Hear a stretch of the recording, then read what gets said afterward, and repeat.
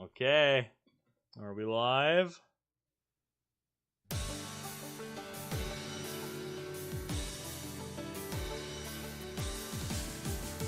We are live. Excellent. Music's going higher than I thought it would, so I'm going to turn that down a bit. Not that I want to. It is bumping music, man. Oh, man. It is good music. I will say that. So welcome to the Fruits of Grisaia, or the Fruit of Grisaia, as it is properly known. I've just always known it as Fruits, because every time I've heard somebody refer to it, it is the Fruits of Grisaia. This is a long time request, and I finally decided it was time to put it on the vote. And surprise, surprise, one of the games I have been requested the most over the last few years ended up winning. Yeah, you're doing some art practice? Cool.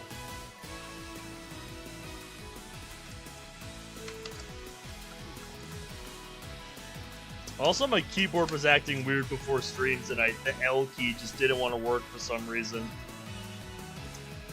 By the way, let me know if the music's too loud or if my mic is too quiet. I tinkered around with my mic during the VC last night, so it should sound quieter now. But let me know if it sounds different at all. Because when I was looking at it in OBS, I actually had to boost the audio a bit for my mic.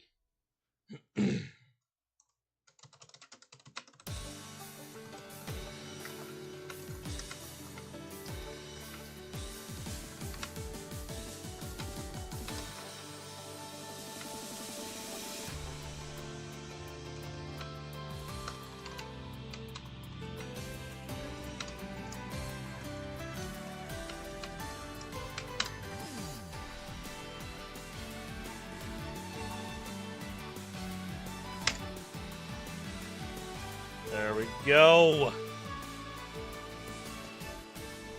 Your problem is drawing things at angles.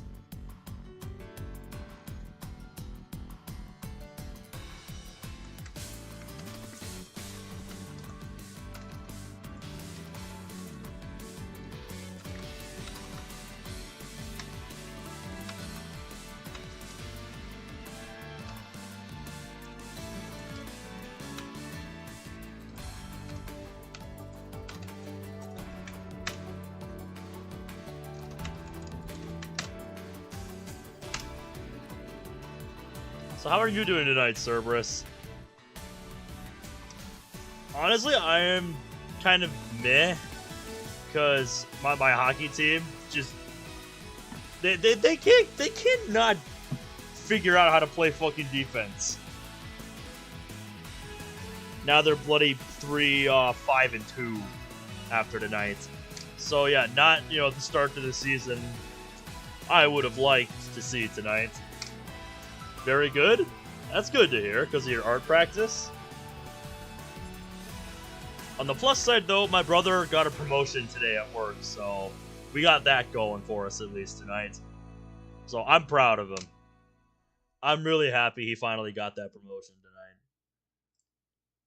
tonight. Because it's been a long time coming.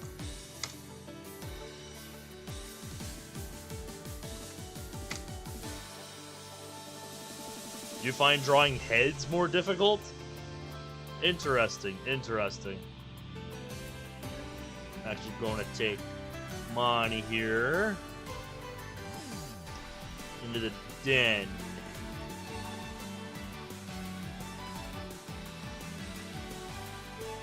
Well, it's the kind of thing that'll come with practice, is what I will say. All in due time, right? Drawing heads at angles, you mean?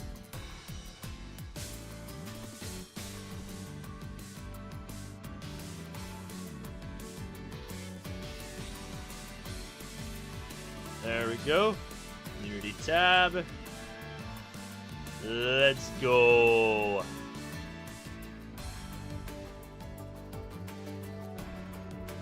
Alright, so before we get started proper here, there's some stuff we gotta decide.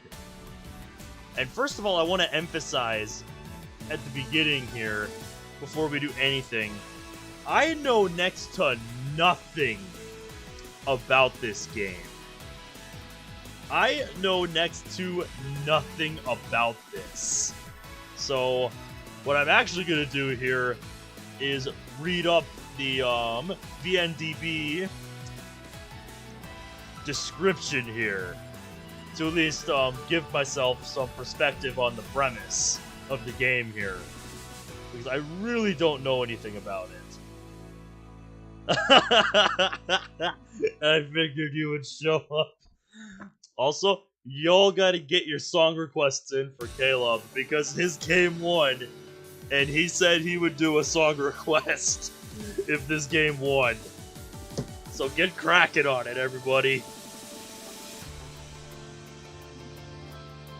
How's your workday going? And, Underskins, let me make this clear. This is not a backlog game. This is a requested game.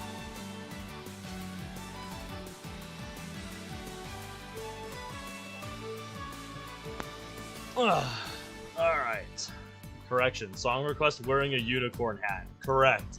Temanite raised the black flag. Yeah, you're just alright today?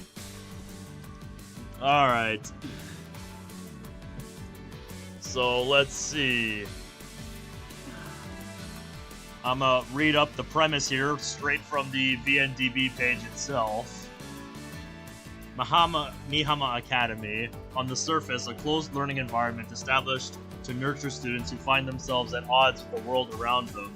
In actuality, an orchard-cum prison built to preserve fruit that has fallen too far from its tree. Fascinating. Oh my god, Rapid. Jesus. I mean, we got spoiler marks in Discord for a reason. Just tell people not to click on it then. How are you tonight, dude? Also, I'm gonna start a poll for this while I'm thinking about it. Just like with Steins Gate, we gotta decide something here.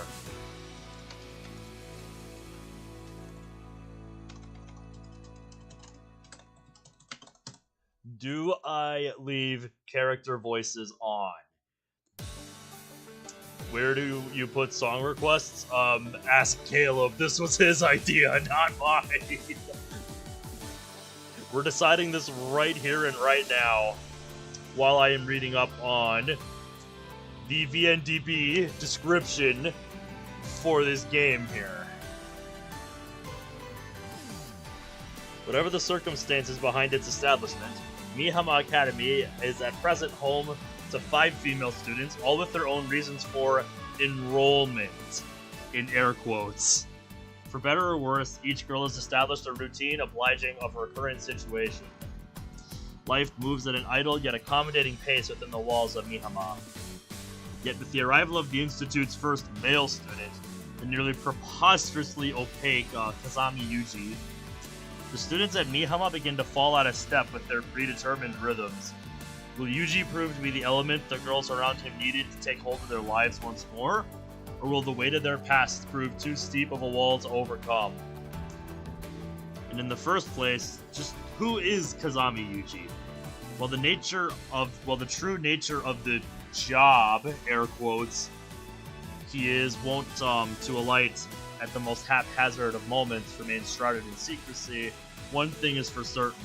His encroachment upon the quiet orchard known as Miama Academy will prove itself momentous in one way or another.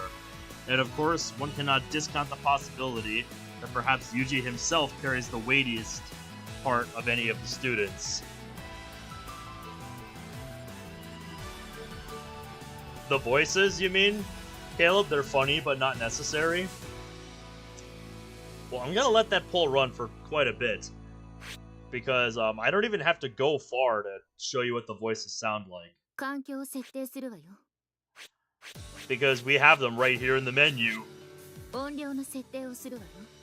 So yeah, we can get a little clip for what everyone sounds like here. さあ、早く決めちゃいましょう。私が案内するね。私は案内なんてしないんだからね。 Music sharing? 私が案内するのよ。この小峰幸、案内させていただきます。私が案内するわね。システムにアクセス中。 Let me know if you need me to turn up my game audio so y'all can hear them a bit better.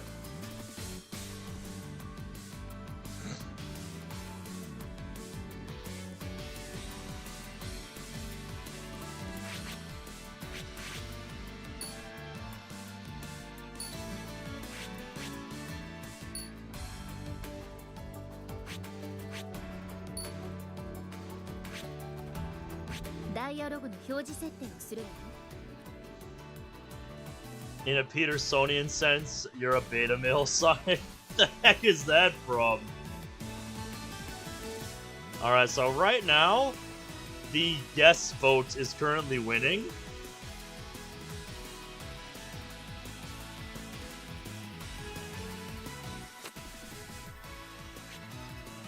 Don't have any saves, because I haven't looked at anything yet. Change color on red text. That's good, yep. Return after saving. Full screen mode. Nope, we're keeping this windowed. I like my windowed mode. Can I just say this menu theme rules, by the way?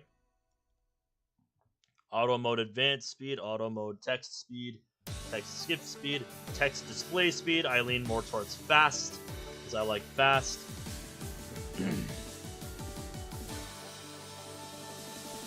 Posted a pic of how my drawing is going in art sharing. Why did the last girl sound auto-tuned? I don't know. That's just how it is.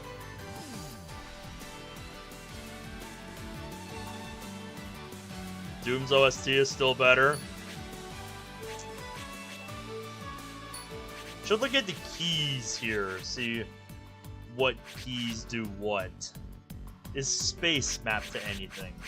Hide message window is spacebar. No, I'm gonna make that the shift bar. Can I remap keys?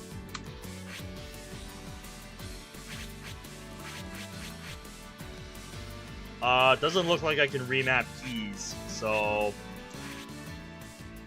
this is just what we have to work with.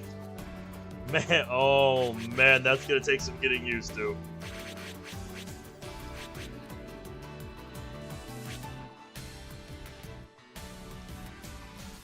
Yeah, Mick Gordon's OST for Doom is pretty good. I'll give you guys that. That was the next closest game on the poll in the server, by the way. I was wondering if on Tuesday, when I looked at it and saw Doom had accrued a few more votes, if Doom was going to mount some kind of comeback. But nope, that was the extent of its attempt at a comeback.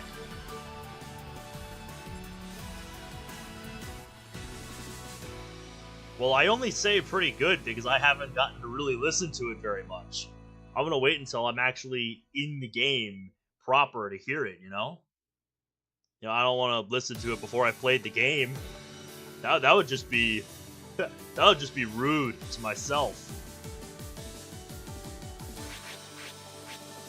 Alright, so F1 is quick save. System menu is escape. Jump to next option, previous. Okay, so history is either F8 or tab, because I'm not using the fucking page up key. That's for fucking losers. So F11 toggles full screen and windowed mode. Minimize game window is F12. You didn't leave voices on for Steins Gate, so you must for this. I know that was a controversial decision, in the Steins Gate playthrough imprudent, so I will concede if that's what the majority wants.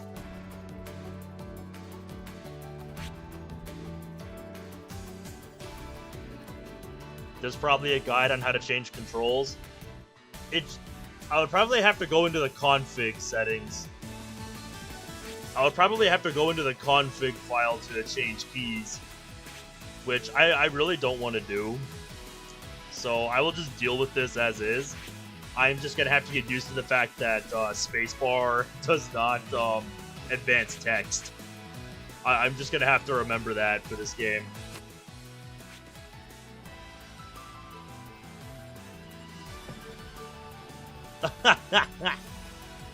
Zach, the way I'm thinking I want to do this for the request series, since this game is so long, is we will go until we get the first, like, credits roll, and then this will just become its own series that I will pick up whenever.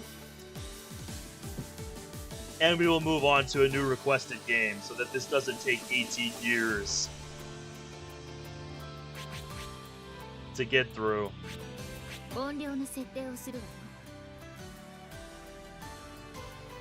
30? That's too quick. You really think it's gonna take me 5 years to play through this game?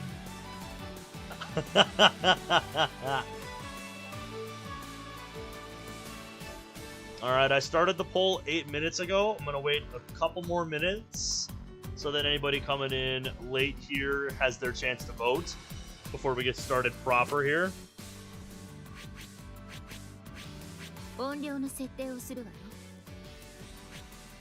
Who knows? So I can actually turn music up. Took us a year to get through Devil. This game is 3 times as long. Yep, but we also were very infrequent with how much we played Devil on G-String.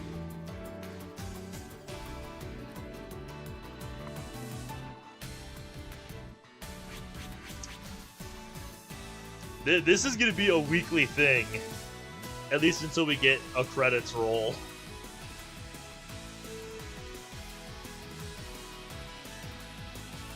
What do you guys think about that?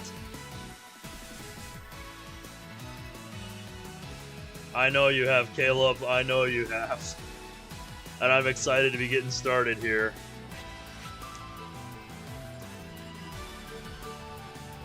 I am just waiting to see what the consensus says for character voices.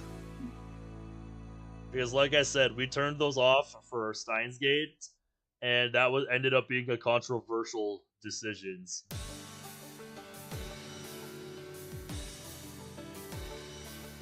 This is not going to take an entire 3 years to completely get through the entire game.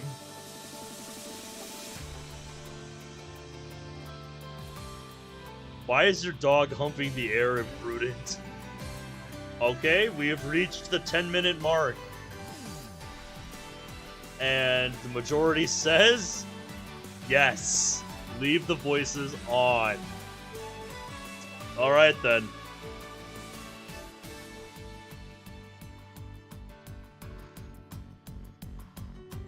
Alright. Can do. 早く決めちゃいましょう。私が案内するね。私は案内なんてしないんだからね。私が案内するのよ。この小峰幸、案内させていただきます。Fruits is gonna be something, he continues 100%. 私が案内するわね。Leaving the voices on was the choice of Steins Gate. Of course it was.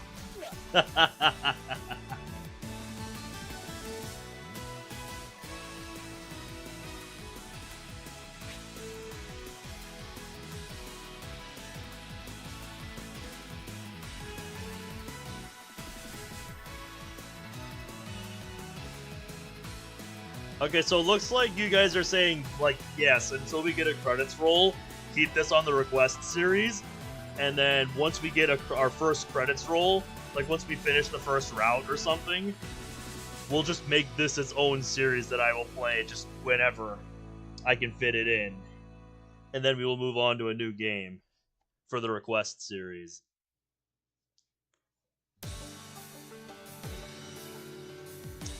Alright, well, I think we are ready to get started proper here. I don't even know why I have a continue option. I legit have not looked at anything. So without further ado, let's begin, shall we? Yes, from the beginning, please.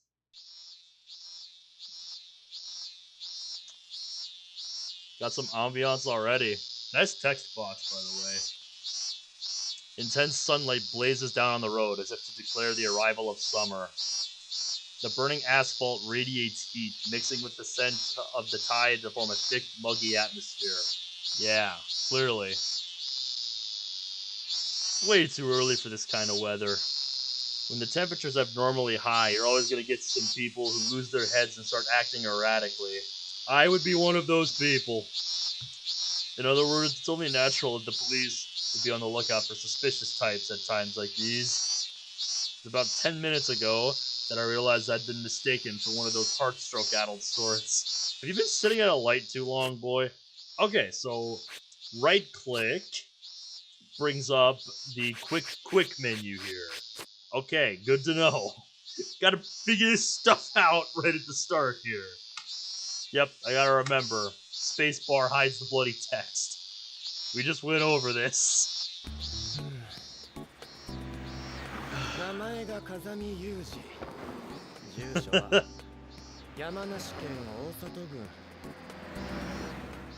Sweat pouring from his forehead as he examines my license. The policeman in front of me takes a glance at the large backpack I'm carrying, and he continues his background check. Can you turn the sound down? It sounded like a bug mating season. It's because it's summer.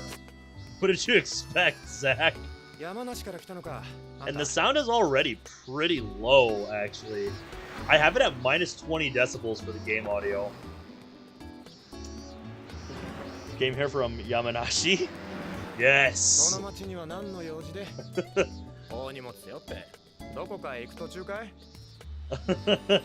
Am I heading anywhere in particular? Told you 10 minutes ago. I'm moving. This luggage is everything I own. My new address? Like I said, I don't have one yet. The answer's not gonna change no matter how many times you ask. This is like when you're working a retail job, and a customer asks you if you have something in the back. You go and look, and you tell them no, and they go and they either do one of two things. They ask you to look again, or they go and ask somebody else the same question. It's like, bitch, please. I think I know my own back room. If I say it's not back there, it's not fucking back there. Asking me to look again isn't magically going to change the answer. It's like, my god.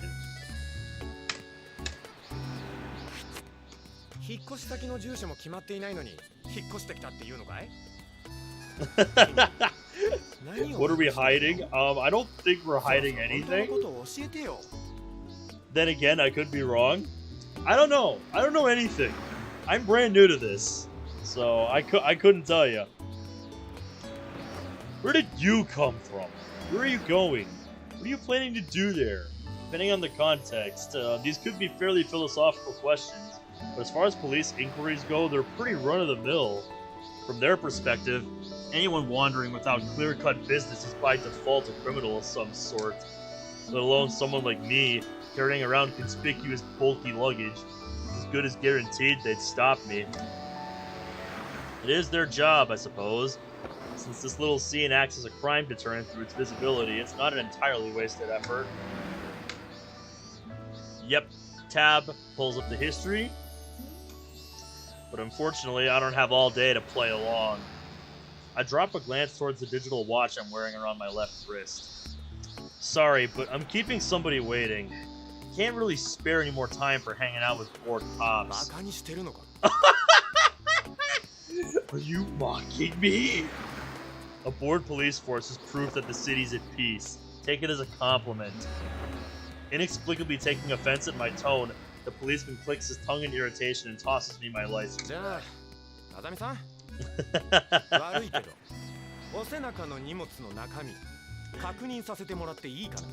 Why do you want to search my bag so bad? I refuse. Yeah, most main characters in VNs don't have a voice. That makes sense. By the way, let me know if the character voices are loud enough, otherwise I'll boost the audio. I don't rely on blades. Policy of mine. Look, are you really telling me to unpack all this on the spot? It'll take an hour at least. 30 minutes to take it all out, 30 minutes to stuff it all back in.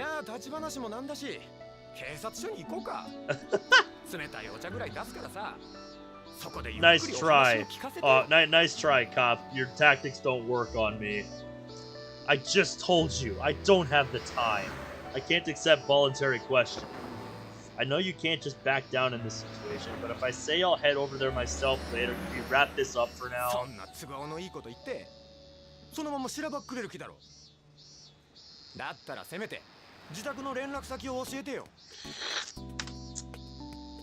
Oh boy, he's very persistent. I'll give him that, this cop. As I've explained, I'm in the middle of a move. I vacated my old place. I don't have an address. He doesn't take a hint, guys.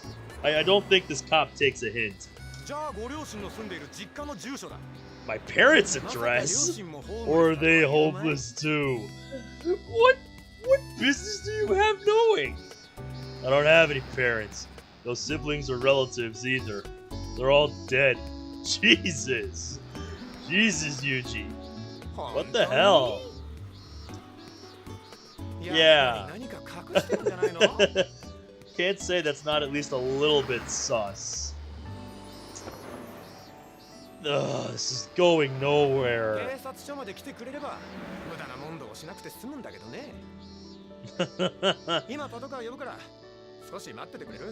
Something tells me we're not going to stay put, guys. Then at least let me call the person I'm supposed to be meeting. At this rate, they'll be waiting all day. A friend? I have no idea. I'm in the same boat as you, officer. I have no clue.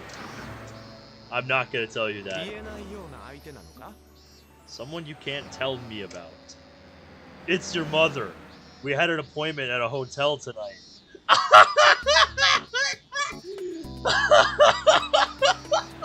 What?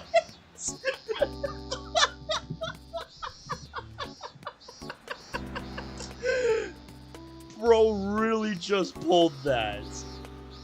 My man really just pulled that on this guy. Are you for real? Huh?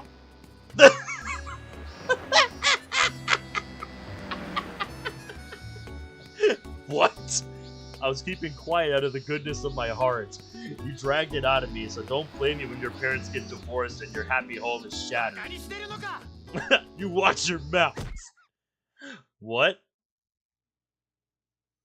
Yeah. What? What's happening? About 30 meters away from where we're talking, someone screams. That's why I've got that 20 decibel buffer on the game audio. Good lord. A desperate cry follows within seconds. Thief! Somebody! A woman sits collapsed on the street, stretching out her hand. Her high heels lie on the ground, knocked off her feet by the sudden fall. Just about halfway between us, there's a man in a flashy Hawaiian shirt running in this direction. He must be a tourist. A cop. Although the thief flinches for a moment at the sight of the policeman's uniform, for a quick check for any convenient side streets, he barrels onward. Move it, asshole. Brandishing the stolen bag, menacingly, his hand violently gestures out of my way. Go get him! Go get him, copper! The cop is completely flustered. He's quite clearly unaccustomed to this sort of situation. While he's panicking, the distance between us and the thief shrinks with surprising swiftness. He's like, get out of my way, boy! Man runs in a straight line toward a breakthrough to freedom. I happen to be standing directly in the middle of his path. I said, move, damn it! As he prepares to strike with the bag, I ascertain the movement of his shoulder and arm for the first signs of motion, and hit his wrist sharply just as he begins to swing.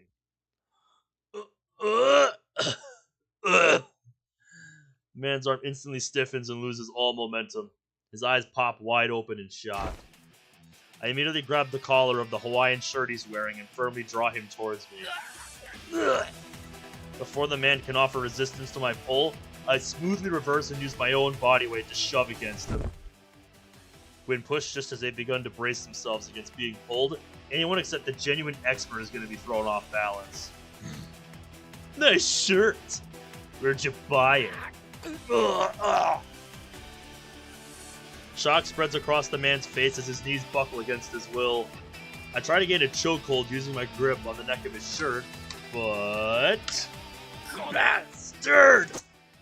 The man promptly draws his head back and shifts his body to the side, preventing me from landing a hold on his neck. Although I expected as much from a glance at his build, it seems like he's somewhat experienced in judo. I see. I don't even know what's happening, I'm just kind of here for the ride.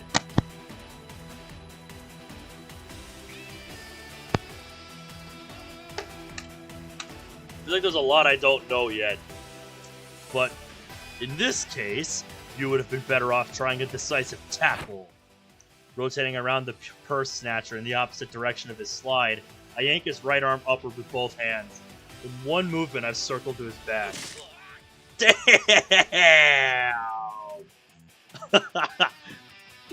Yeah, kiss the pavement, asshole! Next, pull back on the opponent's wrist and elbow and pin him to the ground. This is just basic Aikido, by the way. I'll fucking kill you! Hey, you've got your priorities all wrong. Before you worry about me, you should kill the guy who sold you that shirt. Oh! Damn it, kid! Perhaps unconsciously, the man's now empty right hand desperately slaps at the asphalt. While holding the thief pinned, I quickly shoot a look behind me. Don't just stand there! Yeah, you're supposed to be the cop here. The policeman jerks up straight in response to my angry shout. Taking a pair of handcuffs from his pouch and his wrists, he runs over to restrain the criminal. The purse snatcher seems to have resigned himself to his fate. He doesn't offer any pointless resistance. He accepts his red-handed arrest for theft docilely, then sits quietly on the ground with his head hung as the policeman radios for backup. Apparently they weren't too far off, as a siren approaches in no time.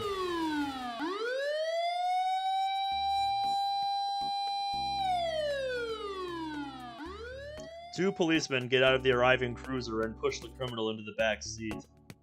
Let me know if you think sound effects are too loud, by the way, because I can tone that down.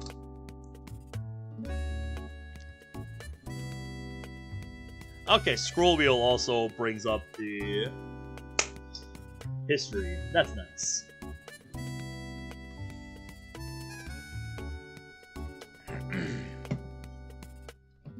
Oh, where have you heard this before? I'm curious. Was it from this game, or was it from something else? As I'm quietly watching the scene in perfect passivity, the policeman from earlier runs over.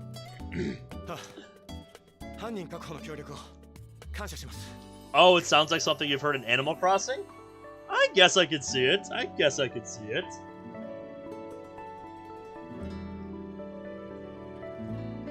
I'm a bit surprised, honestly. Thank you for your cooperation. I'll pass on the letter of thanks, so how about letting me move on? Really? We'd like to have a detailed conversation at the station regarding both this incident and the previous matter. Why, though? Figured as much. Shaking my head in exasperation, I silently rebuked myself. Should have just left it alone. As the policeman pushes at my back. A glance at my wristwatch informs me that I'm already 5 minutes late for my meeting. That's just great. 2011, June 1st. Am I ready to talk yet? 30 minutes have passed since I was brought to the interrogation room. Familiar as the place where criminals break into flop sweat and TV dramas. Yup. I'm sitting on a cheap foldable pipe chair, my arms folded in perfect silence. I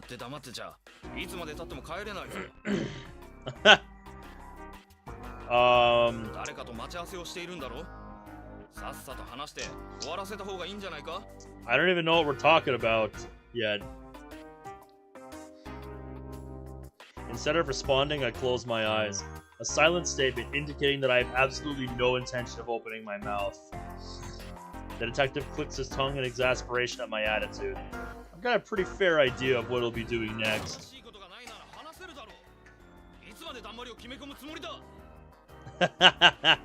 He's getting frustrated. The sound of something being struck in an even louder attempt at intimidation. This is the point where a timid guy would be jumping in his seat with his eyes wide open, maybe staring at the floor and quivering.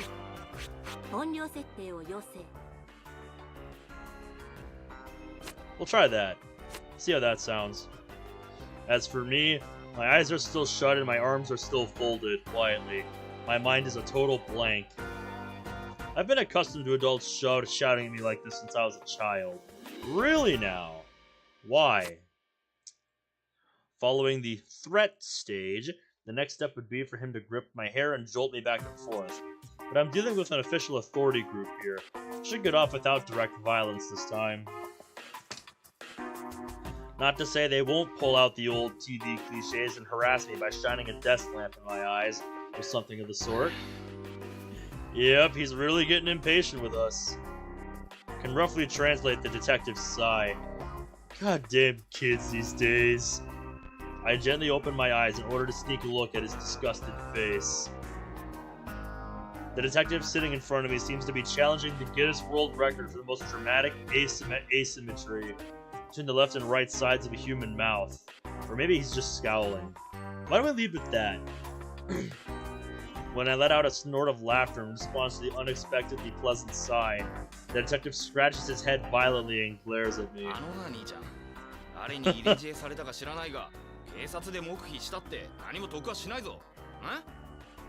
It won't gain you anything, but you won't lose anything either. Except your time. Man, don't I know that. I turn my gaze to the clock on the wall of the sweat box. An hour's already passed since the scheduled time for my meeting. Fantastic. What does he keep knocking over? That's the second thing he's knocked over. The detective strikes the desk with excellent comedic timing. The best part is the way he knocks his ashtray off the table every time he does this. Okay, there's my answer. What the hell is my deal? His tone distinctly fed up. He stoops down to pick up the plastic tray off the floor. Kazami Yuji. Occupation. Student.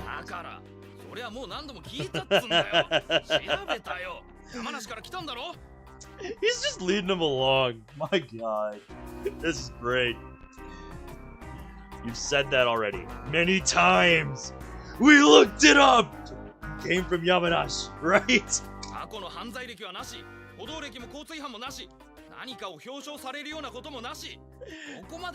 Yep, the detective is just stunned. No criminal background, no traffic violations or juvenile custody records, no commendations on public record. What kind of person has absolutely no data in the system? Your record is so clean it looks like someone's been whiting it out. Just who the hell are you? Kazami Yuji. Occupation. Student. Excuse me.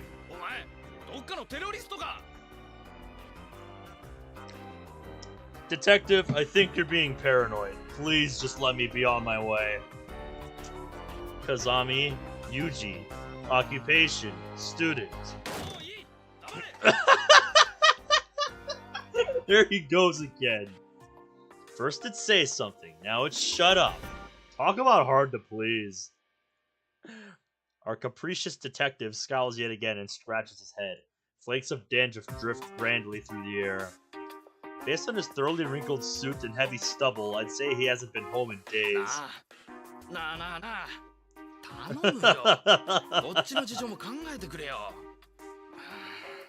Another sigh. It's enough to make me want to heave one myself. Because we both take our work seriously. It seems like we're stuck going around in circles.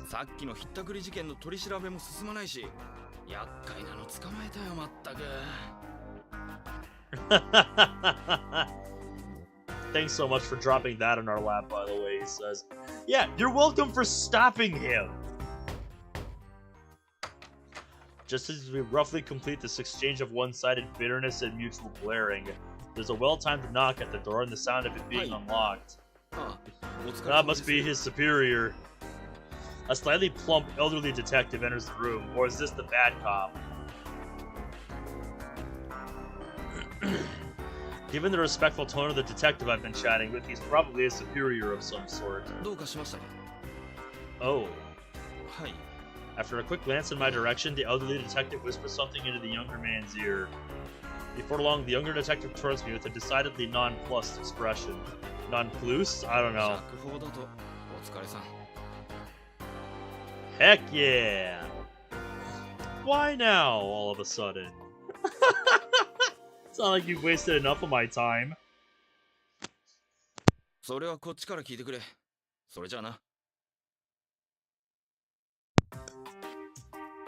You're asking the wrong guy, he says. Bye. With those parting words, the young detective leaves the room. First or second time I said it. The young detective leaves the room with those parting words. The elderly detective watches him go and then faces me with a greasy smile.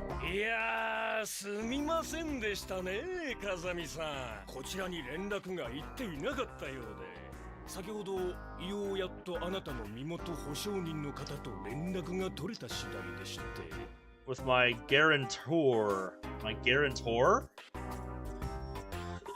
Excuse me. The detective stares at me with eyes like a dead fish. Ichigaya. If you'd simply said as much. If you'd known I was from Ishigaya from the start, wouldn't you have thrown me in jail, stripped me naked, and sprayed me down with a hose?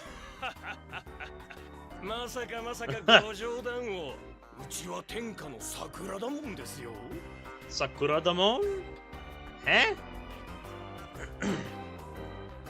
I'm gonna bust out my old notes document here, because I feel like I should be writing some of this stuff down.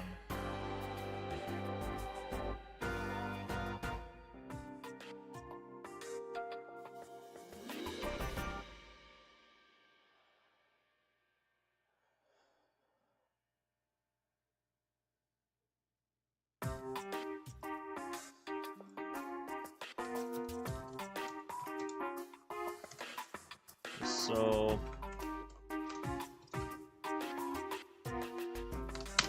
employment Ishigaya. Parenthesis seems to be important.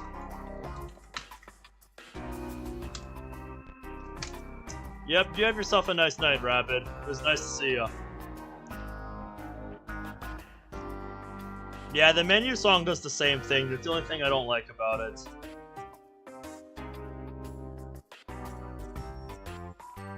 Okay, what else?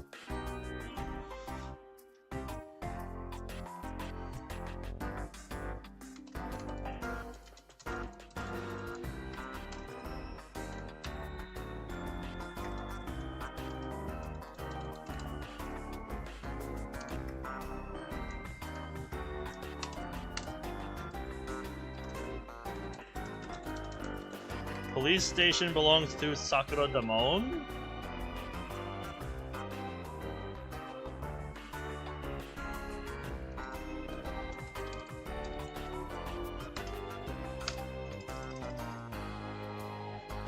I'm gonna put police station parentheses question mark, because I don't know if he's referring to The two of them, the police force, or what? Like I said, I put in parentheses need context.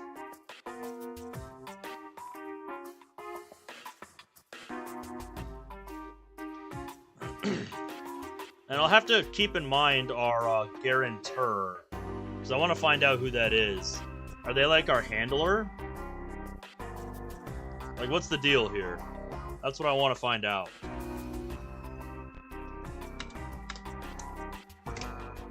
Just to let you know, I'm nothing but a student. My work at Ishigaya is only a part-time cleaning job.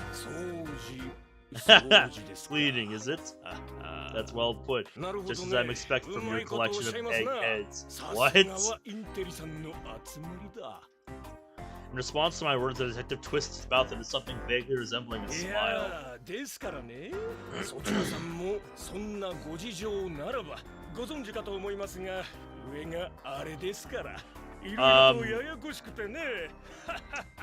I'm pretty sure our boy stands by what he said here. I don't know what the deal is with Ishigaya yet. Seems to be important. I'm gonna put seems to be important hyphen need more info. Sarcasm drifting from every pore of his body. The detective treats me with transparently insincere courtesy. He's perfectly civil on a superficial level, but the atmosphere in here is growing increasingly unpleasant. The younger detective from before, hard-ass that he was, seems infinitely preferable. Did you inquire to Ishigaya about me? Yeah, we've been through this.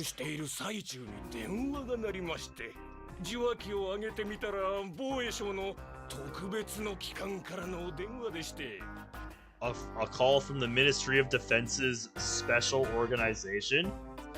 Is that Ishigaya?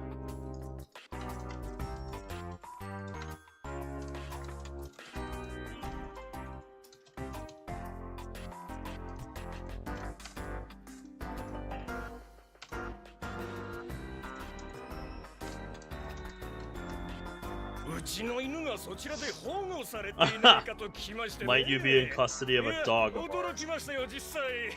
Yeah, I bet. Since you found my owner and confirmed that my leash is properly attached, I should be able to leave now, right?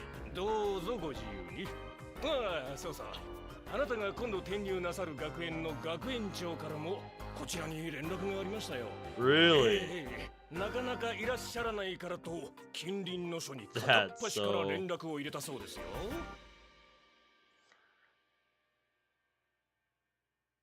Really? All of them, huh? How many do you have?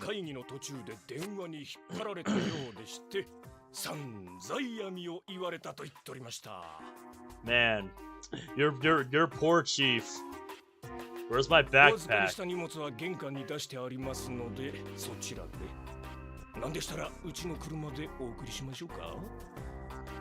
By car, huh? You better not have touched my stuff. You're not getting funds from public taxes in order to chauffeur bums like me around, are you? I'll walk. Damn, combative much.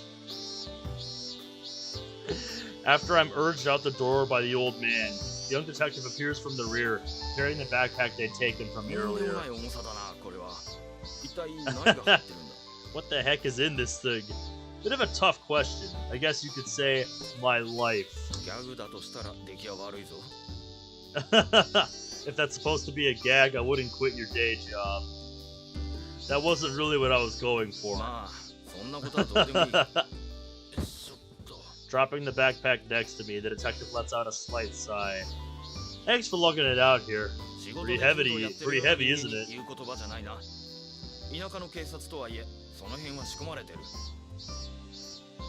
Yep. Combative, much combative. Good one. Good one. True. Guess that's natural for a policeman. Sorry. The detective smiles wryly. Landfill Academy?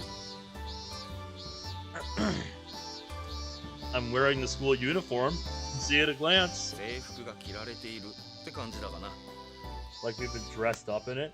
He claps my shoulders as we pass each other. Whatever, bro. With those parting words, he heads back into the police station. Guess I don't make a convincing student yet. I'm wearing black slacks and a short-sleeved dress shirt, as well as a blue tartan check necktie. Excluding my somewhat longish hair, I should be the very image of a student. Yes, it's a little difficult turning into something like that all of a sudden. But it's probably precisely because this is difficult that I decided to give it a try.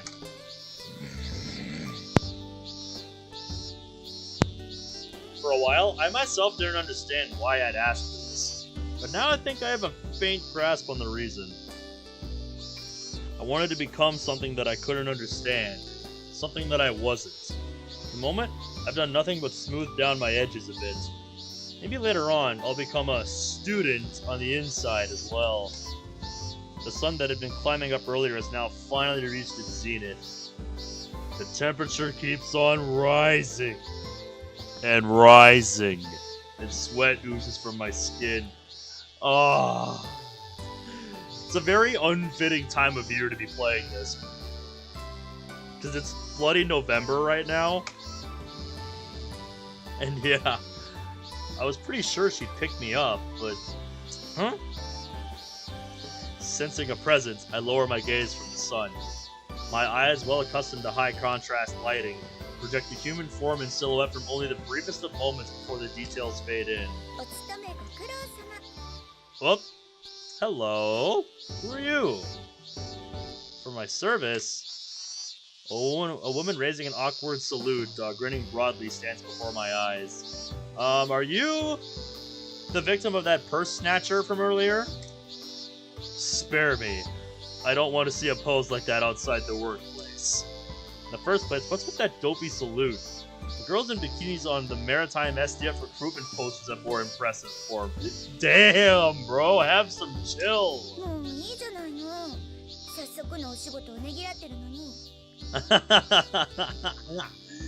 Like I said, are you the victim of the purse snatcher? I don't recall contributing enough to society today to deserve any appreciation.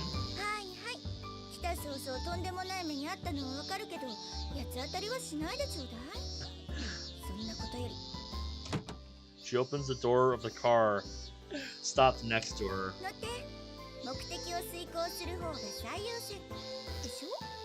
Who are you? Yeah, true enough. Clearly we must know her for getting in a car with her. From Mishima Cape Police Station to National Highway number 133 southbound, we proceed to the prefectural highway and advance further out toward the Cape. A range of slowly rotating wind turbines come into view, indicating our proximity to the sea. Ah! So you're our contact. Alright, so we know that much. Still, who are you? Are we really that susceptible to heat? I doubt you really thought I was sick. You were trying the police station first, not the hospitals.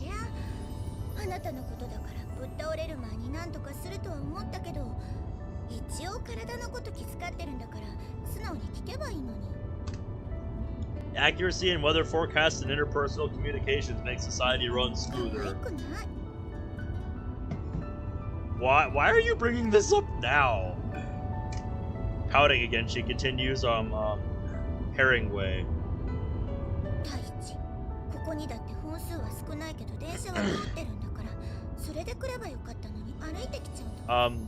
Yeah, what of it?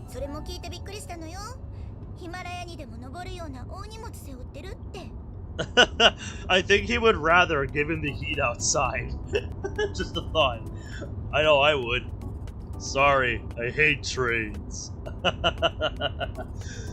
Oh, I Like Trains is rolling in his grave right now. He is devastated. The I Like Trains guy is devastated right now. True. Could you not mention this to the other students? I don't want them getting funny ideas about me from the get-go. A real weirdo, huh? Bitch, please. I got enough of that from the police to last me a while. Yeah.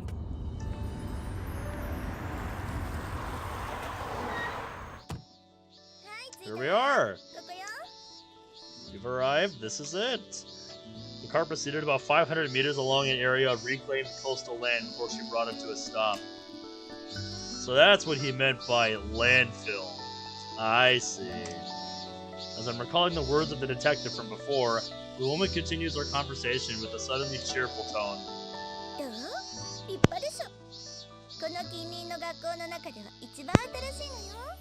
The newest school in the vicinity, huh? Very nice. Barely even looks like a school. Epic Punkleton? What? Although I'd heard it was a new school, its external appearance genuinely isn't what I expected. A 3-story building, the pure white color of the outer walls is the only typical school-like element, with every other aspect more closely resembling a city office building. The gates to the right and left are less evocative of a school gate rather than a functional fence at some facility. The mounted signboard, likewise, is a utilitarian thing printed in a simple typeface rather than hand-drawn work or calligraphy. Eric, welcome to stream!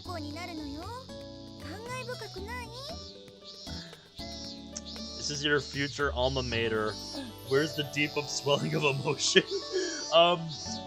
I get the funny feeling that he's not a very emotional guy, this. I don't know who you are, but I've been with this guy for a bit now, and I don't think this guy's very emotional, so... Just saying. But how are you tonight, Eric? It's good to see ya. Welcome to the stream. I've only just arrived at this place. If I said I was deeply moved by the sight, it'd be a lie.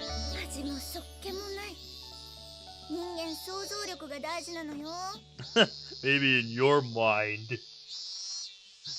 Never played? Me neither. So we are experiencing it for the first time together. That's what I love about doing these. Taking all y'all on a journey with me for my first playthrough. That's what a lot of my series are about. By the way, let me know what you think about my volume, because I've been messing around with the volume on my headset recently. Just finished working out? Nice, nice. Good deal, man. Good deal. With an exaggerated sigh, she opens her hands wide in the overblown gesture of a third-rate actor. Sounds good, Imprudent.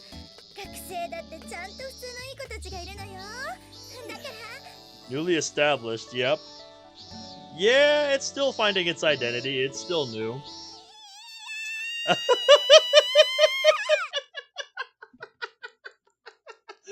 No!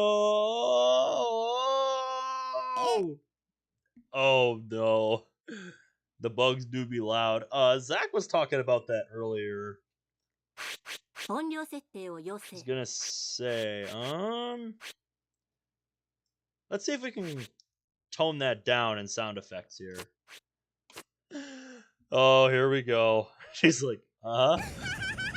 Oh no. That part of the game's in English. Her rigmaroles are breathlessly interrupted by the high-pitched shrieks of two girls.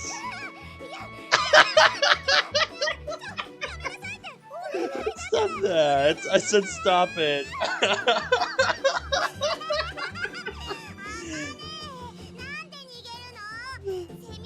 Come and play with the cute cicada. Is that a real cicada? I don't know your name, pink-haired girl, but I'm with you. Bugs suck. Don't mind me. I'm just gonna yoink that. Looks like a cockroach, more like a cockroach than a cicada. Take this. Get away, Alfie. So you were saying about them being normal? The woman that I'm with?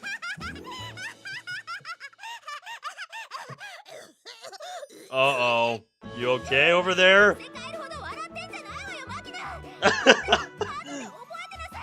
No snacks for you today? God damn it. Aww.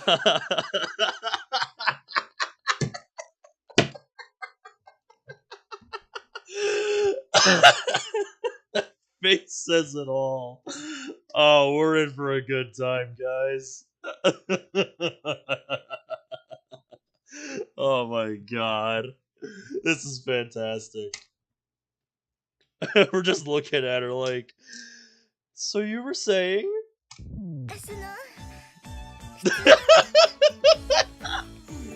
Yes, perfectly normal.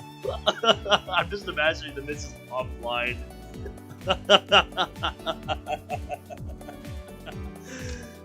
Normal. Could you define that term? Is there a class where we chase each other around brandishing insects?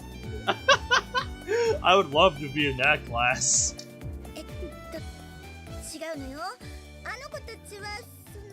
What do you mean?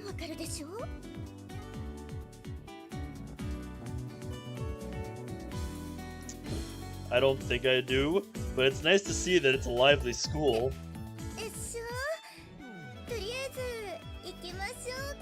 Yeah, that'd be nice. Having apparently forgotten what she was planning to do with her outspread hands, she totters through the school gate. In we go. Boy, does this look familiar. Ooh. Her office is positioned quite near the school building's front entrance. Oh, so wait a minute. Are you the principal of this place? Is that who you are? The furniture is nicely arranged, based around an old-fashioned desk and chair. In contrast to the incongruity of the building's external appearance, this room is a textbook example of the old-fashioned principal's office. Absolutely, yeah. Alright. I sit on the genuine leather sofa that's one of the room's more prominent furnishings. Heck yeah. Glad you like it. You can thank my mate Caleb for designing the overlay. I really like what he did with it, because it's a very versatile layout. I've been using it for about, I think, 4 months now, roughly. Been using it since the summer, I know that much. Once I got my new PC set up and got myself, ready to start streaming again. It's a very versatile layout. I've been using it for pretty much everything that I do on my computer. For waiting for me to settle myself, she lowers herself into the seat across from me. Okay, I thought so. Tashibana Shizuru. Welcome to Miama Academy. Nice to meet you. Oh, yeah, so they do know each other. I'm putting that in my notes.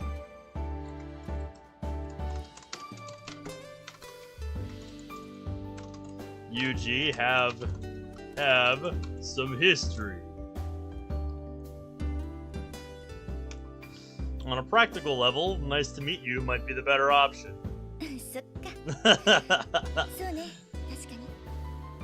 A slight amused smile principal, Tashibana takes out a pamphlet.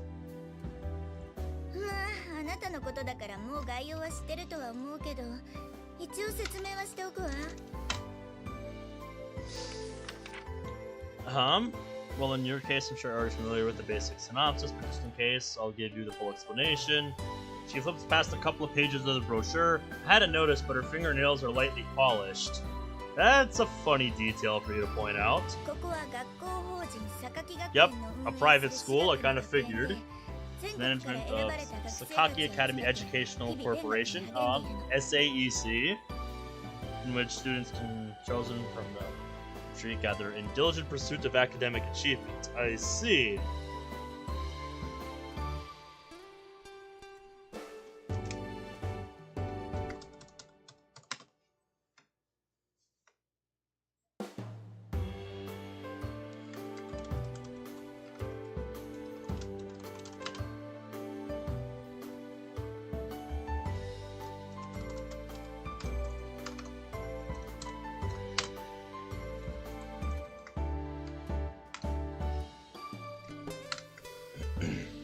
I've got a notes document open so I can jot down important things.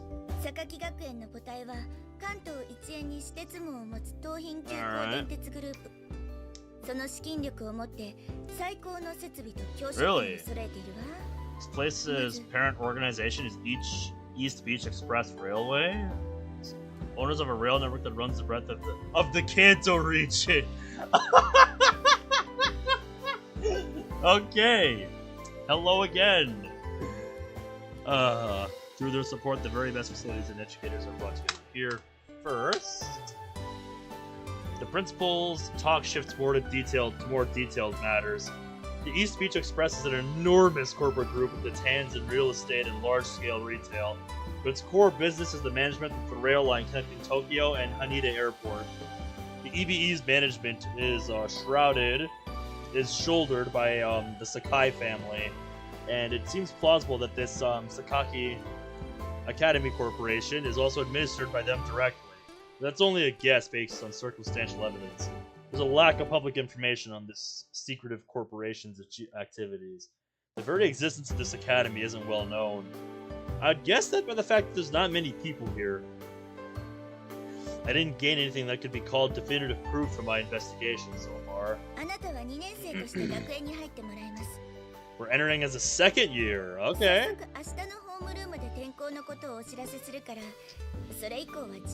Okay, so we're free to decide our own course afterwards, okay. Her fingers come to a stop. Bringing her hands gently together, the principal raises her gaze from the pamphlet and meets my eyes.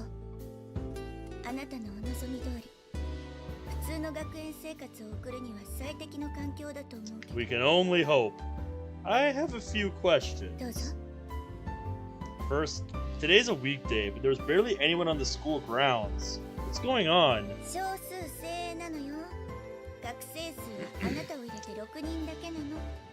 Yeah, I read about this in the premise. There's not a lot of people here, but 6. Yeah, I'm sure it will. Going by, my very limited visual novel experience, yeah. Once you get past, the introductions and everything, once you actually start to get into the story proper, yeah, shit gets pretty fucking wild. But 6 students. Only 6. The elite few. Indeed. That include our friends with the cicada just now? Question 2. Where am I living from today on? It's a boarding school. Alright.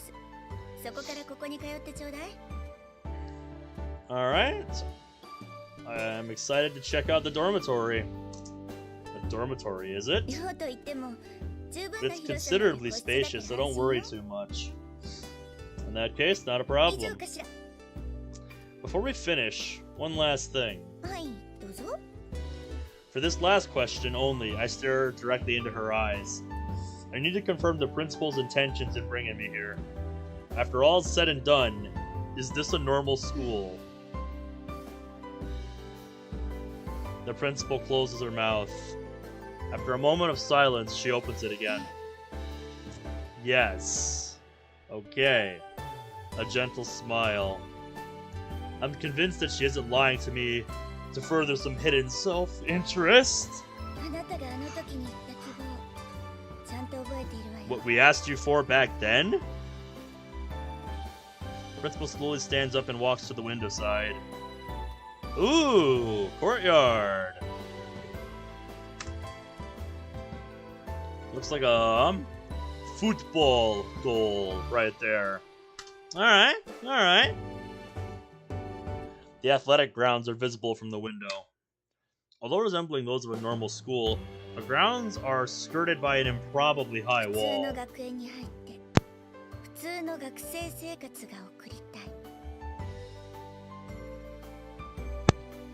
That must be your wish. The mere handful of students, the bizarrely extravagant facilities, the on-campus dormitory, the high wall surrounding it all, they clearly indicate abnormality. Oh, absolutely.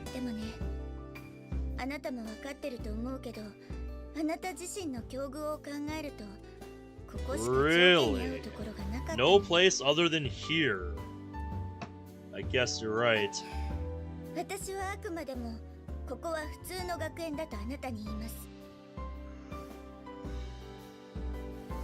Uh-huh. Alright, principal. Bet. The principal turns to face me. Alright. Understood.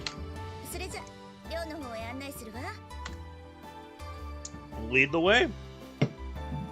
Yeah. With a nod, I rise to my feet. On the grounds outside, a gust of salty sea air kicks up a cloud of sand. Nice effects show. 11 rooms in total, including the management room. Okay, so more like 10.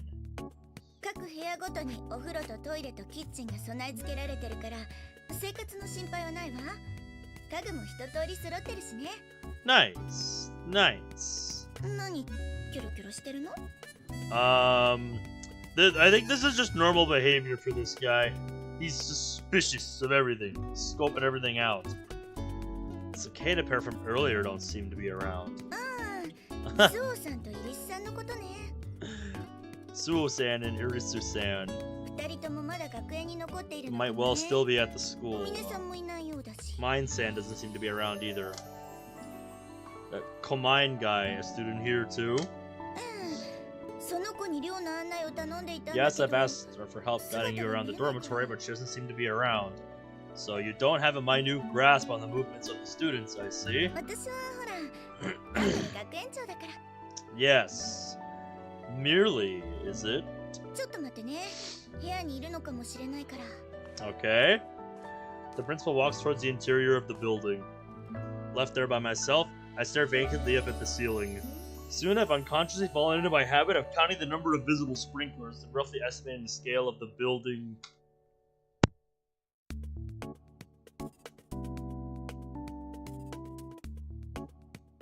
If this is habit for this guy, I don't want to know what he does in his spare time. Calculating the time needed to gain control of the front entrance and ascertaining the location of the emergency exits. Not that many support pillars, are there? I guess that's why the ceiling is a bit low. Huh?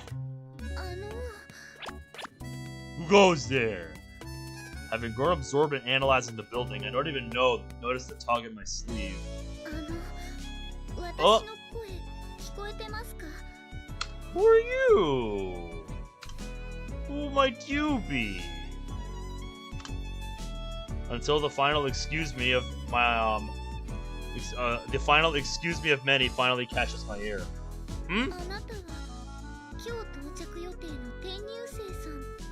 The same. What's it to ya? Yep, maid. I drop my gaze in the direction of the voice and find a girl in housemaid clothes looking up at me. Not that she's of particularly diminutive height, except in comparison to a taller male like me. Good question, imprudent. I couldn't tell ya. I have no idea. I don't know if she's an employee of the school or if she just decided to dress up like this today or what. I have no idea. No one's gonna admit that they're an intruder if you ask them point blank. The scales have fallen from my eyes. Aww. The maid nods several times, slowly closing her eyes and begins to repeat my words. What?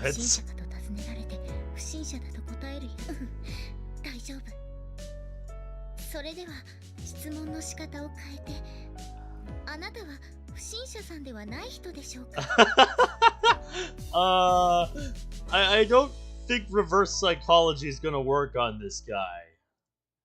Flexible thinking isn't your strong suit, clearly. No, never mind. So, what does a maid want with me?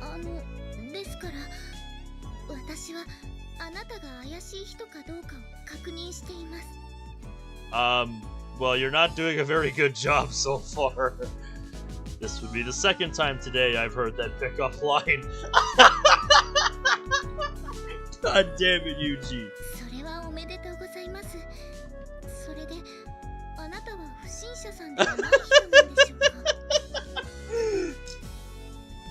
Are you a non-suspicious character? You're a lot tougher than you look, maid. Oh, this is Komine-san. I see, I see. At this point, having noticed our voices, the principal calls out to the girl. It seems this maid was Komine all along.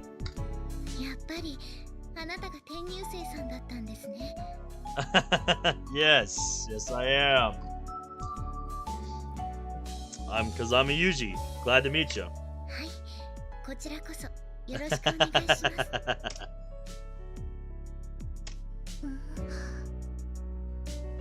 Is it just me, or is she a bit of an airhead? I don't think you introduced yourself.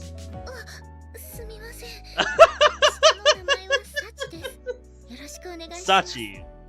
Okay. Komine? Okay, if you say so.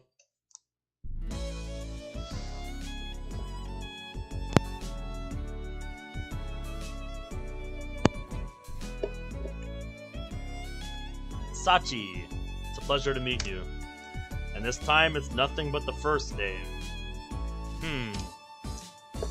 I had this thought earlier with the other two, but you've really gathered up some unique elites here. I can't say you're wrong about that. Which would mean that she's a student, too. She's a first year. Did she look old enough to be in front of the blackboard to you? That's not really my point of confusion here. Our uniform creates certain preconceptions.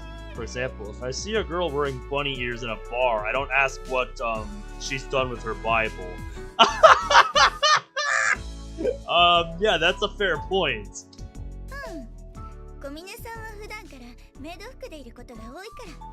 So she just dresses like a maid because she can dress like a maid? Is that what I'm hearing? Fascinating. Oh yeah. Komine-san does wear a maid uniform more often than not. That's not an explanation. True enough. Okay. Okay, Komine, you're up. Otherwise known as Sachi.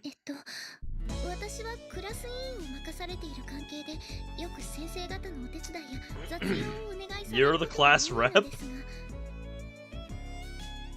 Okay. Maybe that's why she wears the maid uniform? Because teachers are request assistance from her?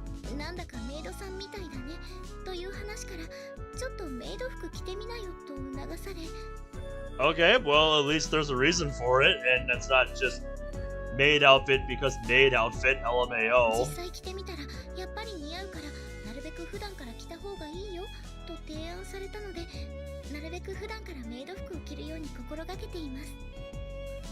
Fascinating. I see. You're, a devoted one. That fallen bunny girl sister could learn a thing or two from you. はい、ありがとうございます。 I wasn't really intending that to be a compliment, but there's no point in telling her that. じゃあ、ここからは彼女に案内してもらって。その方が話もできていいでしょ。 Okay. Sounds good. No objections from me. それじゃあ小峰さん、あとはお願いね。 Alright, now we're following the maid. わかりました。 Here we go. それではまず1階から案内していきますね。 Sure. If you would, lead the way. The maid slowly begins to walk, but quickly comes to a stop in front of the management room. 'What about the management room? Stop dead. She's staring at me with an expression that clearly indicates she has something to say. What's wrong? You need something? その、あなたのことを何とお呼びしたらいいのか聞き忘れていました。 Oh. Come to think of it, you're right. すみません。 Well, you can call me whatever you like. それでしたら、ゆうくんと呼ばせていただいてもよろしいでしょうか。 You-kun? We've gotten pretty familiar all of a sudden. 風見さんというのはいかがでしょう。 Kazami-san. Alright. Anyway, I'll call you Sachi. そち。 Sachi? Isn't that what you called yourself earlier? Sachi? My bad. Would Sachimon be better? いえ。 No, I'm quite alright with Sachi. Her expression didn't change in the slightest, but her eyes at the moment she spoke those words had a strange forcefulness. That's so. Alright, Sachi, best regards and all that. はい。 Judging from her smile, it seems she doesn't dislike being called Sachi. それでは早速なのですが、寮に入って最初に見えるこの部屋が風見さんのお部屋になります。 Okay. Nameplate seems to say it's the management room, though. 学園長さんのお話では、風見さんには寮長を兼ねてこの部屋に住んでほしいとのことでしたけど。 Really? The superintendent of the dormitory? Interesting. In other words, she wants me to play the prison guard. Well, at the very least, 3 out of the 6 students living in this dorm are females. It would probably be prudent to have a room as far as possible from theirs to avoid potential trouble. Mind if I have a look inside? はい。これが部屋の鍵です。 Nice! We got the keys. When I opened the door with the key she hands me, a prominently placed set of kitchen and household goods catch my eye.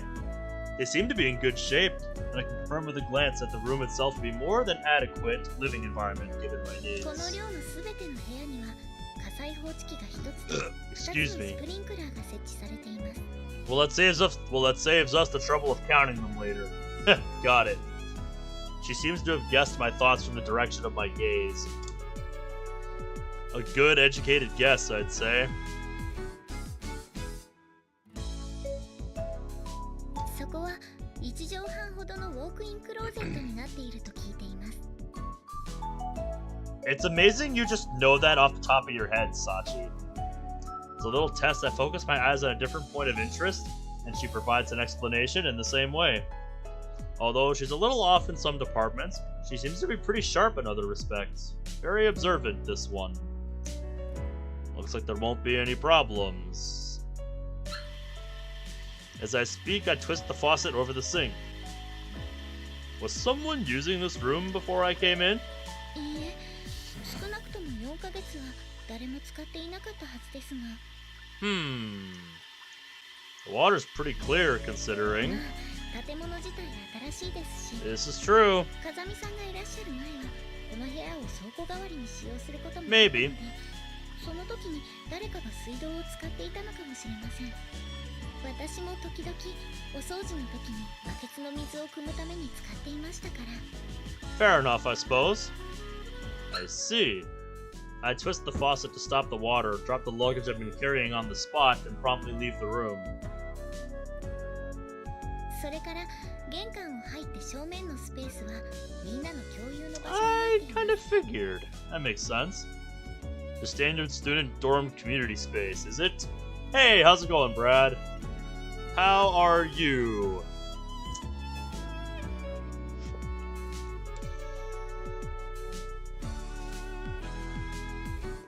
Still kind of getting settled into the academy here, but we're with Sachi here. According to the system settings, this is game version 1.0. So this is like the original version, according to my system settings here, which just pops up in its own window. So just to prove I'm not bullshitting you, I'm gonna switch to my desktop capture.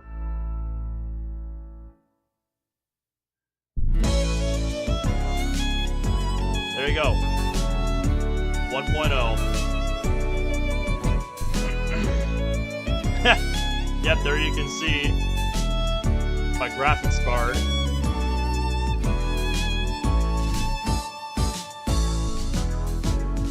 There you go.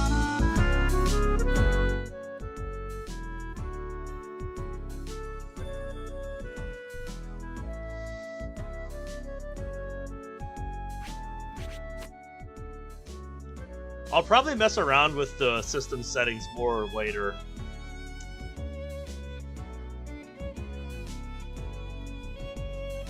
Oh, it does, dude. I love it. This computer has been an absolute powerhouse of a machine ever since I put it together. I've talked about it before, but basically ever since I put this thing together, for the most part, my consoles have just become obsolete. Like the PlayStation 5 is not as nearly impressive anymore as this beast of a machine, dude. Like, the PS5 just does not impress in the same way as this rig does now. Like, it's just not the same. I know, dude. I know. Oh.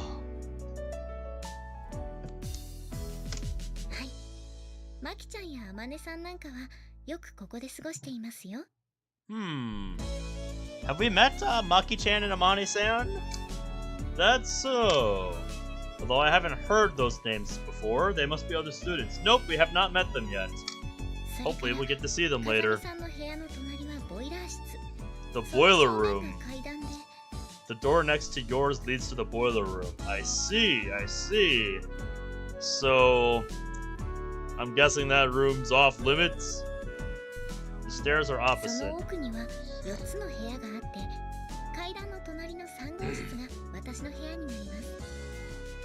Yep.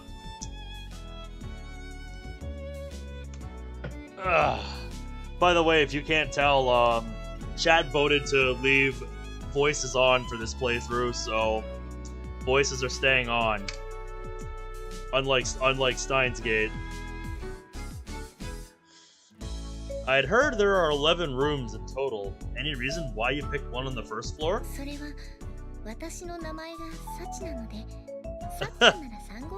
Sorta rhymes with room 3. I think I get the idea. ここが2階です。2階は基本的に部屋のみの構造となっていて、私以外の学生さんは全員この階に住んでいます。I'm sure you will, because it's always a push, to go further with computer hardware. So now we're on the second floor, eh? Contains only personal rooms, with the exception of myself. All the students live here. Which could mean 2 of these are vacant.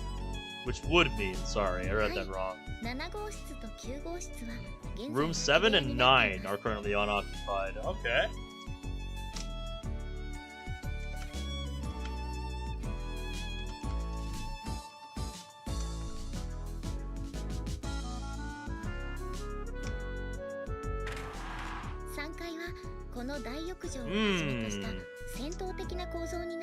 The third floor is structured as a bathhouse, huh? Yeah, certainly has a hell of a view, I'll say that. Look at it. On the other side of the stairs is a laundry room and space reserved for clothing, drying racks, so please use them when necessary. Alright.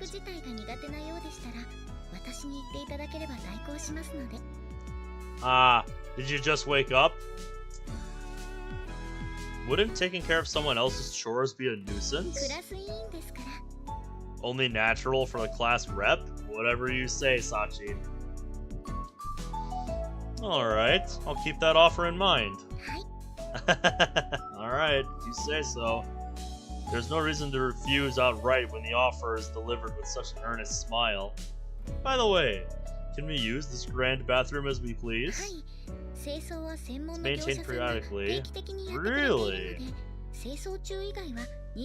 Really? Wow.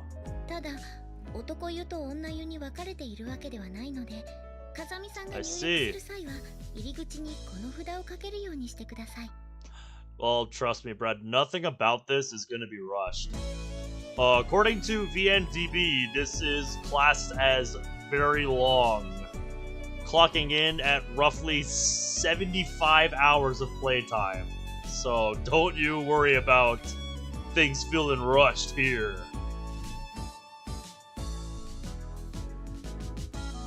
Yeah, according to VNDB, it's about 75 hours. So yeah, we'll see. As she speaks, she hands me a card that reads, "In use, male bathing." Sure, I think I might take advantage of it pretty often. The view up here is pretty nice. The anime was 4 hours, 20 minutes, 13 episodes. Fascinating. Fascinating.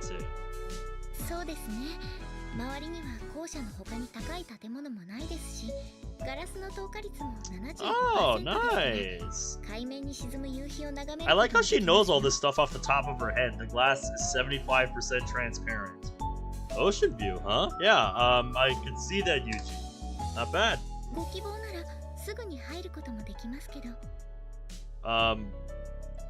As she speaks, I notice Sachi's already holding a towel and change of clothes in her hand. You're pretty well prepared.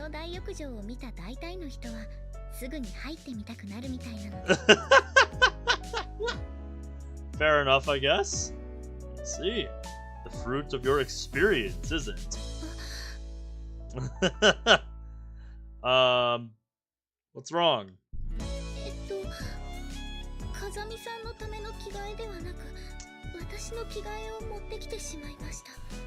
Oops.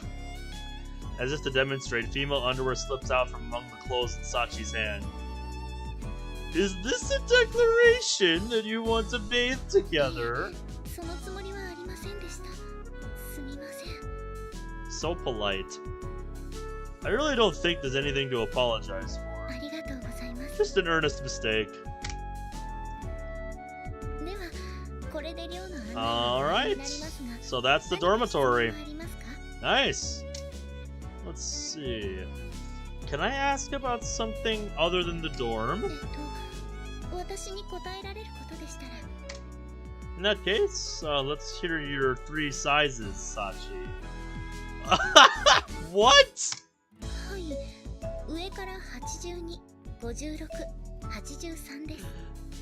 Starting from the top, 82, 56, 83. At the moment, is there a specific man you're going out with? Wow, okay. I know she didn't exactly strike me as sharp earlier, but, yeah. Your experience with men to date? Clearly. I know I'm the one who asked you those questions, but answering them so politely. Would that also be because you're the class representative?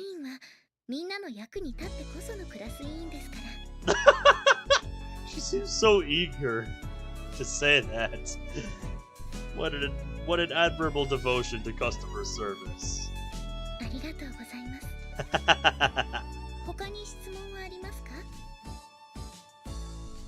Nothing comes to mind. かりました。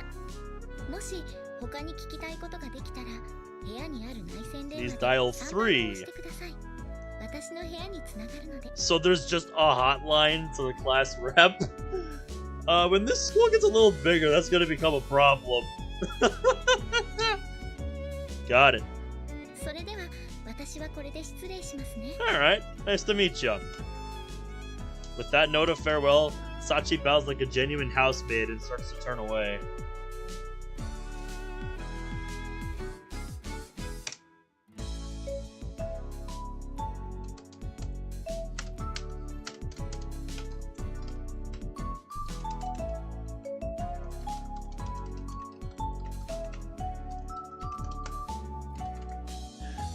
Dial 3 on intercom phone in room for class rep,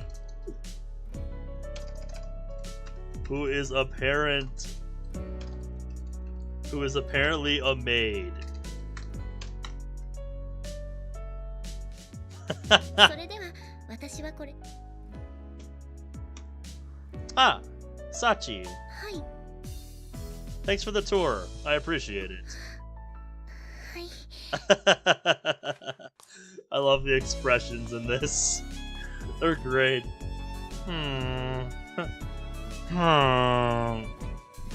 Class representatives these days seem to be a surprisingly tough-willed breed.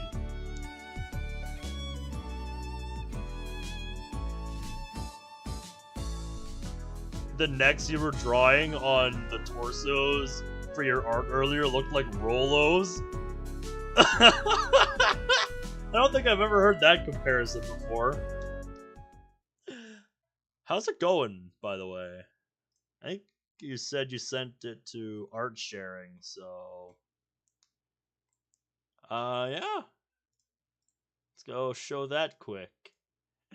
Torso studies be like. Absolutely, yep. Most definitely.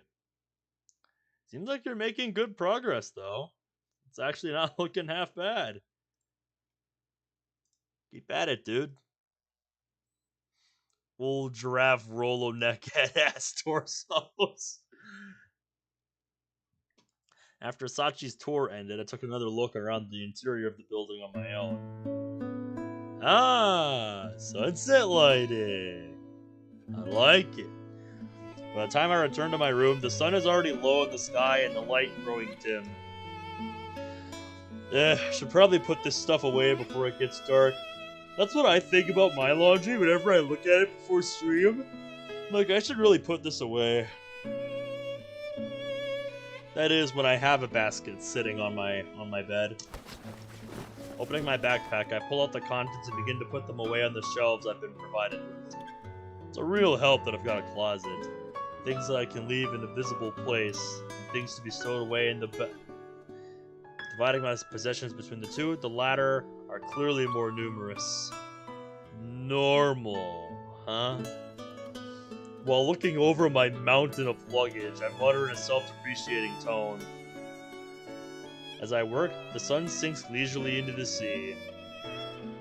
Ooh! Alright, it is now June 2nd, 2011.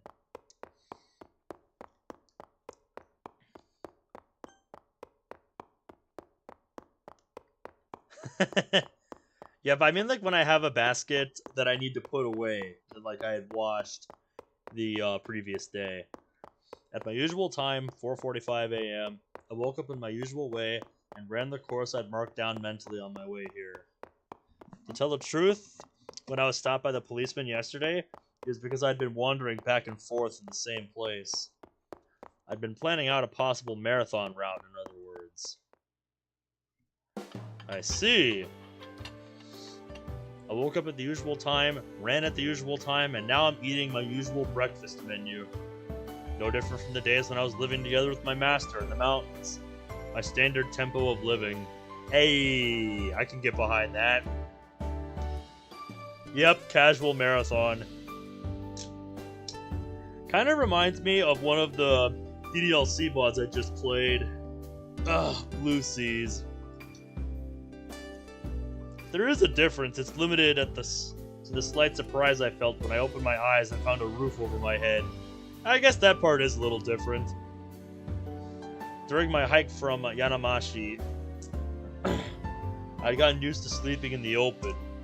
So when I woke up inside a room, there was a slight feeling of unease as I thought, right, I'm living in a dorm now. That mild discomfort hadn't disappeared even now as I'm eating my corn cereal. It's hard to settle down inside a new lair until it's integrated with your scent. Oh yes, absolutely.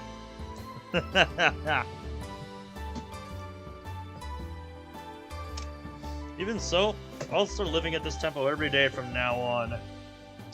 Going to school every morning, so there's no real need to rush things. If I actively spend every day packing myself with potentially useful knowledge, someday this sort of lifestyle might come naturally to me. Effort strikes me as a little troublesome, but as my master once told me, when it comes to your life and your women, a little bit of trouble is just about right. Speaking of women, they're a simple bunch, but that doesn't make them any less difficult to handle. I learned that much in my first year living with my master. My master's words, when you're a brat, running fast is enough to make you popular. When you're a middle schooler, the guys who can fight will be popular. And after that, it's the guys with the brains who get the girls. In other words, run, punch, and read books and you'll never run dry. What do you think? Short and sweet, right? That was her theory, at least. Interesting.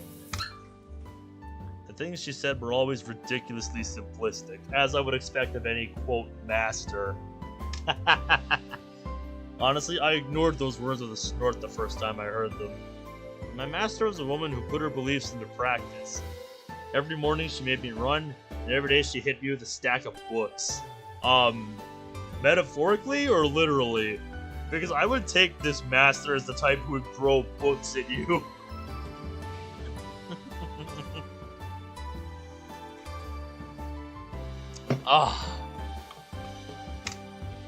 Although I don't know if she's to blame, I still run 16 kilometers every morning and habitually read books whenever I have free time. I'm gonna say it's probably the latter then. Sometimes she was harsh, sometimes she was sweet. She would emit an abrasive, overpowering aura at times, but every once in a while, she could be so gentle that I thought my brain would melt out of my ears. That was my master. A woman with a sizable build, who is nonetheless very picky about the little things. Sure sounds like it. I've had a hard time dealing with large women ever since those days. Being aware of that fact doesn't mean I can fix it. Yep, absolutely. It's not that I dislike them on a conscious level. Whenever I see a tall woman, I can't help but feel wary out of pure instinct.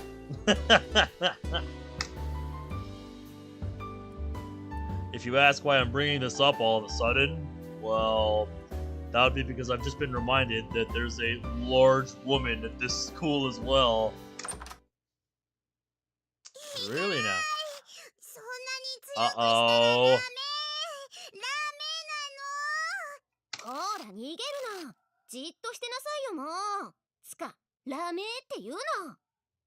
I'm not sure I'm gonna like what's behind door number 1 here. Oh. Okay, fair. Since this place is a student dormitory, it's of course only natural that a community of students already be living here, and it's entirely probable they have their own rules that I don't know yet. Doesn't like getting her hair brushed, huh? Also, I'm a country hick fresh from the rural areas of Yanamashi, so it goes without saying that I'm poorly versed in the customs and rituals of this land. I have no way of penetrating the depths of significance that might be hiding in an action that, at a glance, looks to be a simple case of bullying. What game's this? What are the rules? Who are you? The puzzled faces staring back at me are familiar. I think we saw the two of you yesterday. Yeah, we did. We saw the two of you during this glorious little scene.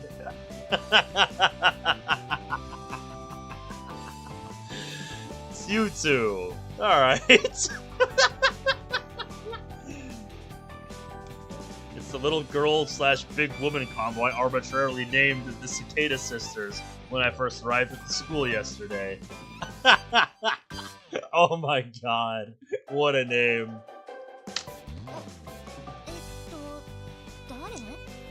We have yet to be introduced. Who do you think?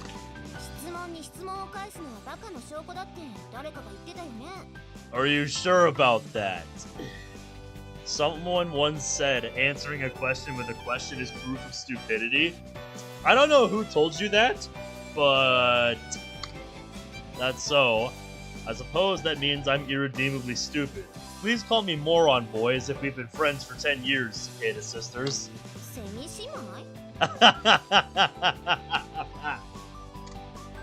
I saw the pair of you from the gate yesterday. One of you was swinging a cicada around and the other was shrieking, if I remember correctly.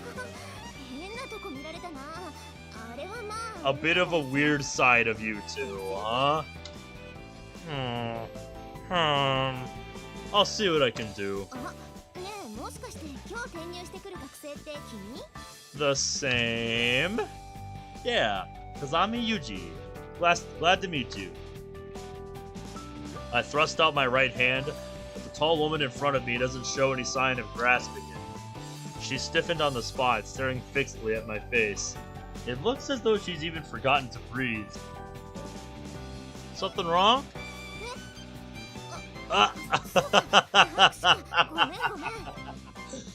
God damn it. The big woman's frozen expression suddenly melts and she lightly shakes my hand. It's an unexpectedly small but decidedly cold hand.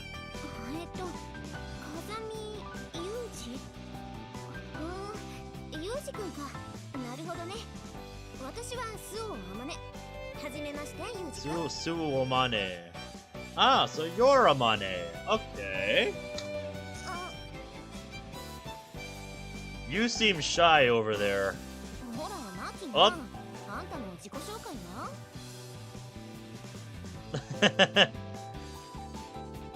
Machina. Okay. Book is projectilis. Ah.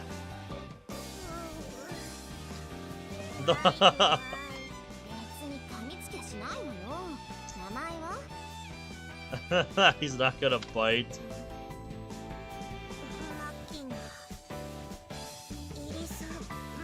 Iris Machina. Okay. Iris Machina? Iris is a Greek god. And isn't Machina a Latin word? Literally translated, it would be something like Becca Rainbow Goddess. Fascinating. Man, this music is nice, by the way. What country are you from?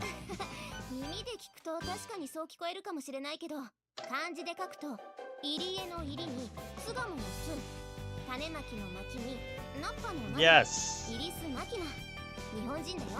I gathered that. She's Japanese. Irisu Machina. Wasn't she speaking English just now? Linguistically confused, eh? I see. That explains why she just spouts random bits of English every now and again. That would explain a lot. Well, nice to meet you. Staring at my outstretched hand in silence, Machina clings to Amane's back, trying to hide herself. Aww. I don't know why, but they give me a junior and senior vibe.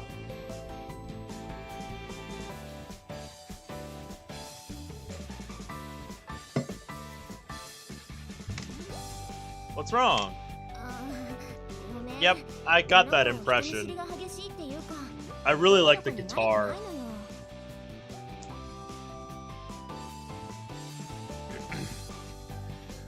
This girl is pretty shy around strangers. Fair enough, I guess.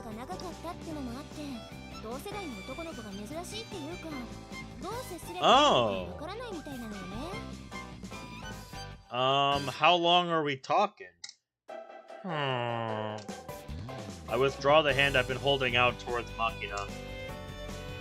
There's no need to force her to deal with me in the first place, I guess.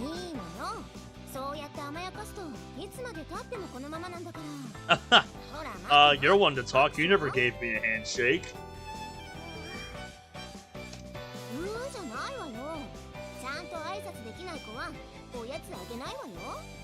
Jeez.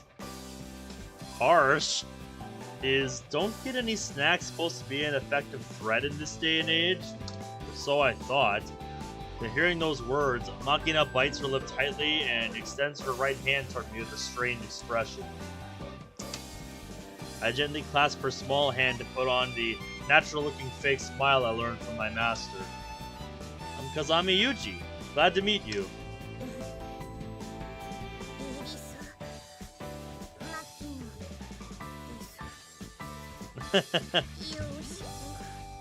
Her voice is small and marked by a distinct lisp.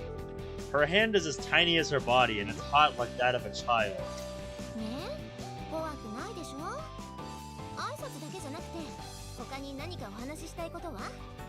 I don't know if that's such a good idea.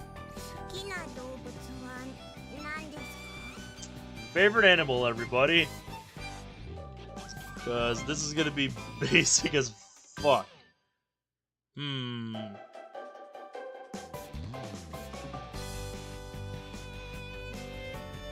I'm just gonna keep it simple. I'm a cat person.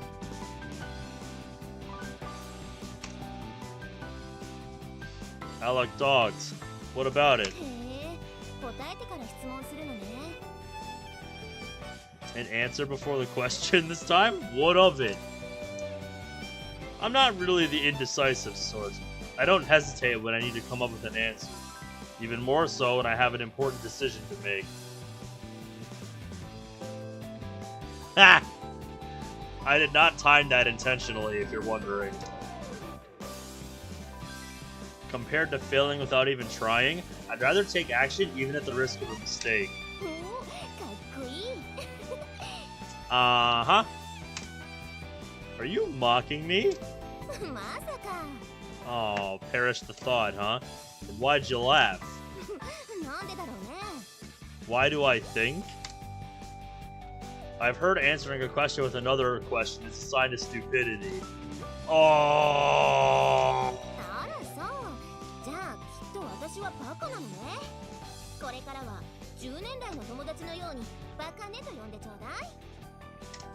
Got it, moron girl.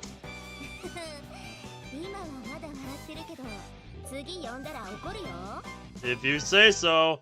You're the one that wanted me to use. You're the one that decided to use my own words against me. So don't expect me to take it the same way you did. What a troublesome woman.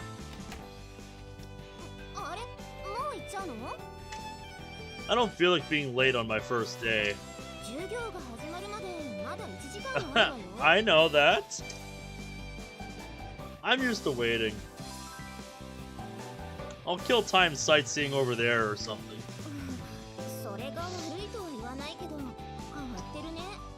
Well, we are a very strange individual, so it makes sense. I get that a lot. Well, see you in class. What? Depends. If it's something I can answer.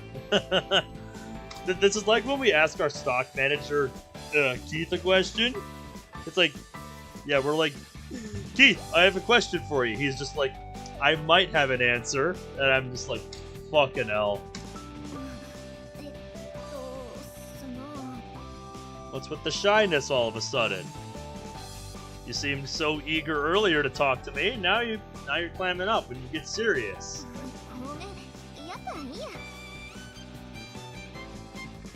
If you got something to say, spit it out. No need to hold back. If you say so. I don't understand the thought patterns of large women. My master would probably say, if you don't understand by now, you never will. Fair point, I guess. But my own thoughts are more along the lines of, even if I could understand, why bother? Well then, having said that to Amane, I'm confronted with the fact that there are no sights particularly worth seeing here. There's easily an hour until the start of class. I've obviously woken up too early. Well, still better than being late, I guess. True. Might as well wait in the classroom. Right after I mumble those words, just as I begin walking down the hallway... What? What the... As I'm making my way towards the classroom the principal had described yesterday, I hear something resembling a scream. No, not a scream exactly. More like somebody mimicking the sound of beeping. What the hell? Although it doesn't seem to be an emergency situation, I'm certainly a bit concerned by this sound. It's dramatically out of place in an otherwise quiet morning schoolhouse. For the time being, I decide to approach.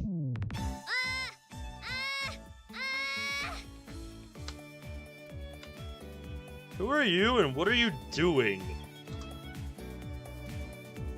When I peer inside through the hallway window, I find a single woman shouting in the direction of the blackboard.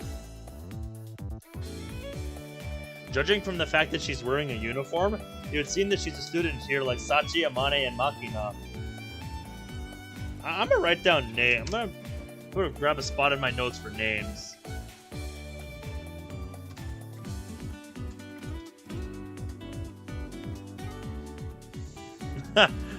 Really? If you say so, Brad.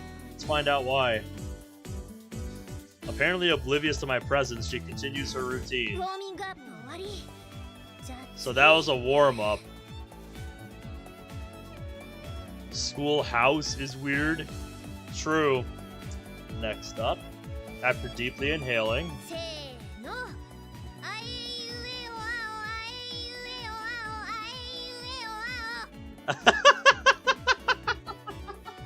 All in one breath, she firmly lets loose a string of syllables familiar as a vocal tuning exercise.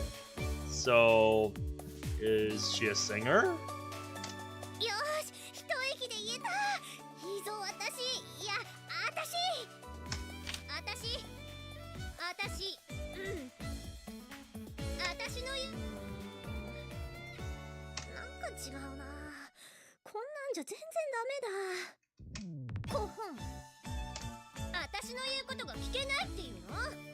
What are you doing? Are you reciting for a play, maybe? I don't know what you're doing. Okay.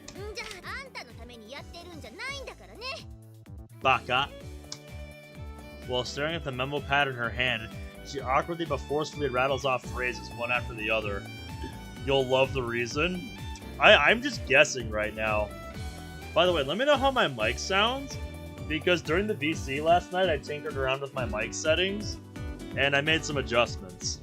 So, let me know what you think.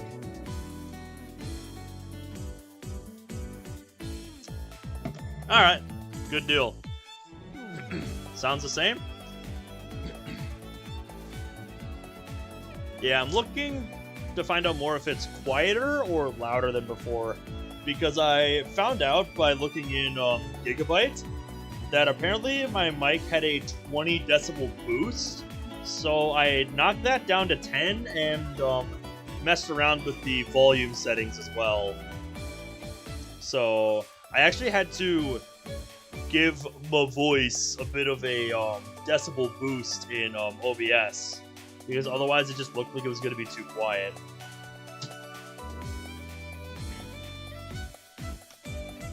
It seems like it'd be best to ask her what she's doing directly. Maybe slightly quieter? That's what I was going for. You know, not an overcorrection, but, you know, still lowering the volume. This the Broadcasting Club? Snake did not expect that! In response to my question, or more likely my entrance, The woman leaps up in shock and draws back a good 3 meters. Desks and chairs clatter dramatically in her wake. No, I might have been hasty to assume that from the vocal exercises. The drama club seems plausible as well. You seem to be saying some kind of lines.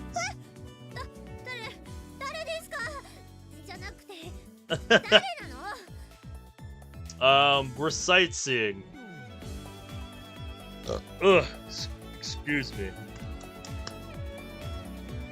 Just as I'm getting ready to rephrase my question, the woman preempts me with her own. Me? Kazami Yuji. I'll be transferring here as of today.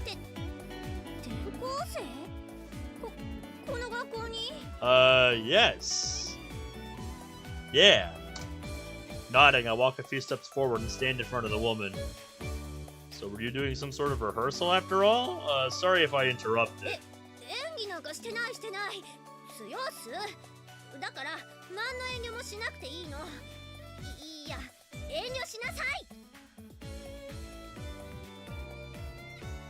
I'm getting the sneaking feeling you have a hard time communicating with people. Which is it?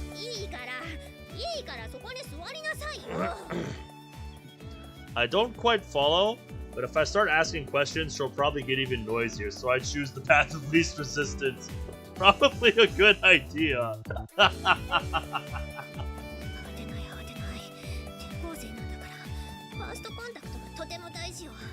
Okay, her name's Michiru. Okay. After I flop down on a chair, the woman mutters to herself in a low but perfectly audible voice.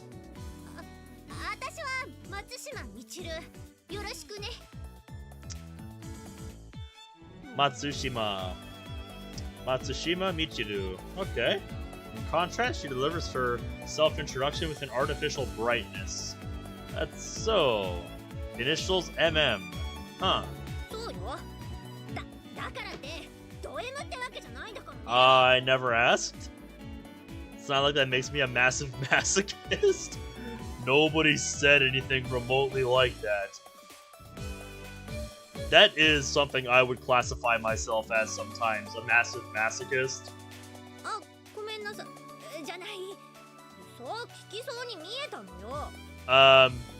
You're the one who said it, not me. Do you want to be called a masochist that badly? You're the one that brought it up. That exaggerated expression is great. Quite an energetic woman. She drops the subject and forges boldly on ahead.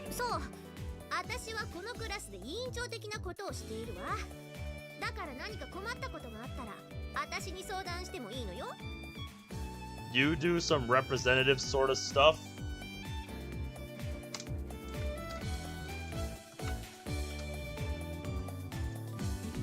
I'm putting that in my notes. Michiru does representative sorta stuff. Whatever that means. What does that sorta mean?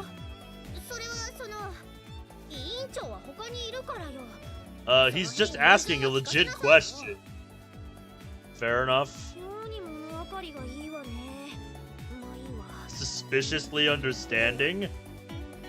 The woman's voice suddenly grows quieter. Depends on the jokes. I wouldn't call myself an enthusiast. She clears her throat affectedly.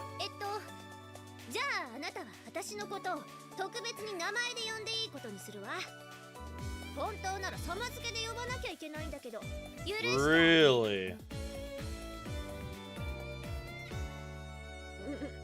If you say so. The template? Heh?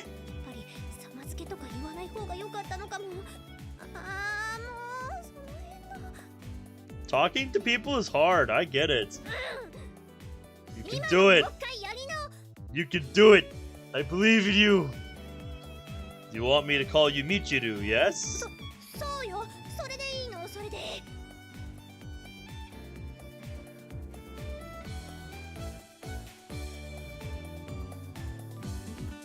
I don't know, Cerberus. I don't know.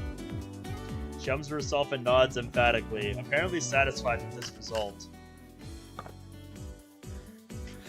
Next, she takes a colorful wafer of some sort out of a small container and crunches down on it vigorously.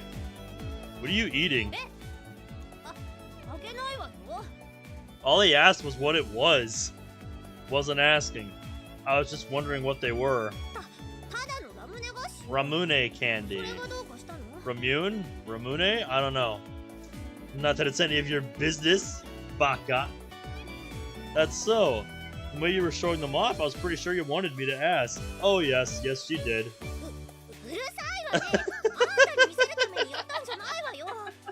Baka.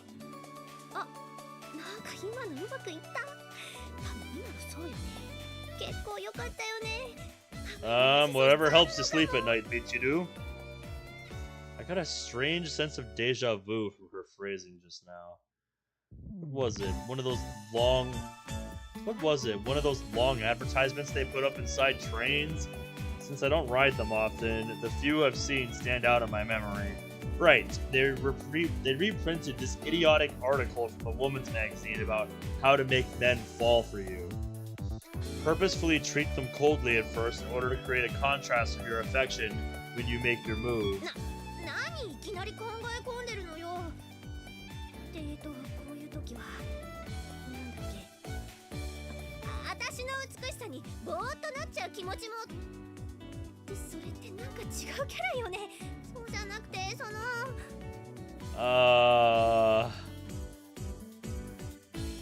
So you're supposed to...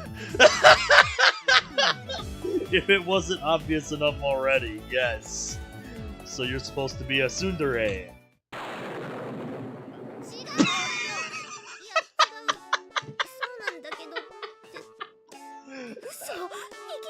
Why would you come out and say it?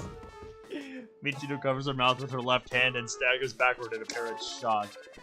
Her reaction is a bit puzzling, but I think I probably hit the bullseye. I see. I think I understand. You're playing a tsundere in an attempt to attract male attention, yes?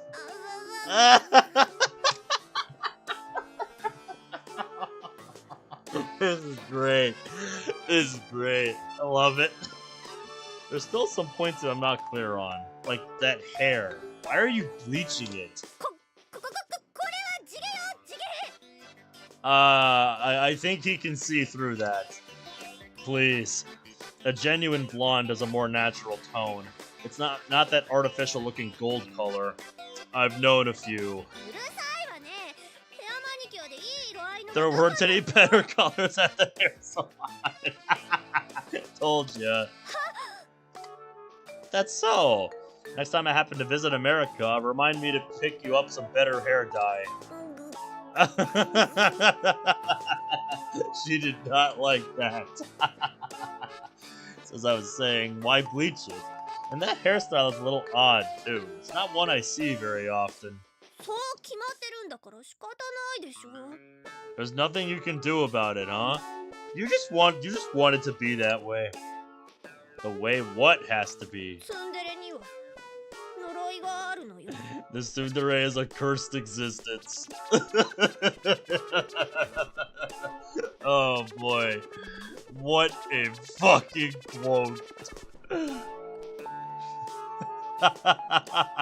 Yes, it is. Yes, it is.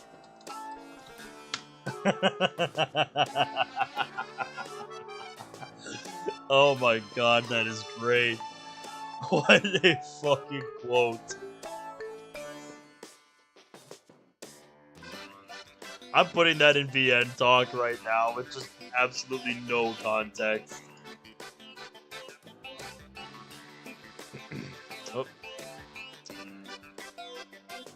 There we go, I bumped my mouse button. There we go. Mouse speed is back to what I want it to be.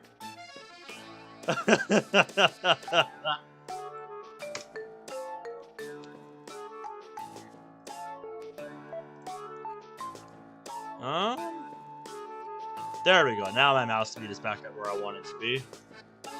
Michiru begins to mumble her words under her breath as if to enumerate the curse's power. 私は地の髪の色が濃いからブリーチかけても1日放っておかないとダメだし Really? 市販のだと皮膚が荒れちゃうから豊橋のメーカーが作ってるのをわざわざネットで取り寄せてるし正直面倒くさいわよ That she has to describe the tsundere curse in the first person sense a bit strange. But pointing that out would only prolong this, so I leave it be. 金髪でツインテールでそうじゃないと本当のツンデレとは認めてもらえない Citation needed. You've got to be blonde and have twin tails to be recognized as a genuine tsundere. Shit, guys, somebody tell Natsuki. She's not a genuine tsundere. いや私を出すにはこれしかないのだからそれは否定しちゃいけないのよ No, this is who I am. Don't you dare deny my identity. She jabs out an index finger in my direction. ツンデレは金髪ツインテールなの勝ったいや分かれ As she runs out of breath in grand style, the curtain finally drops on Michiru's one-woman show. Echoing of her ragged breathing is the only sound in the otherwise silent classroom. 30 seconds later. なんで無言なのよ It's tough being a tsundere. Got it.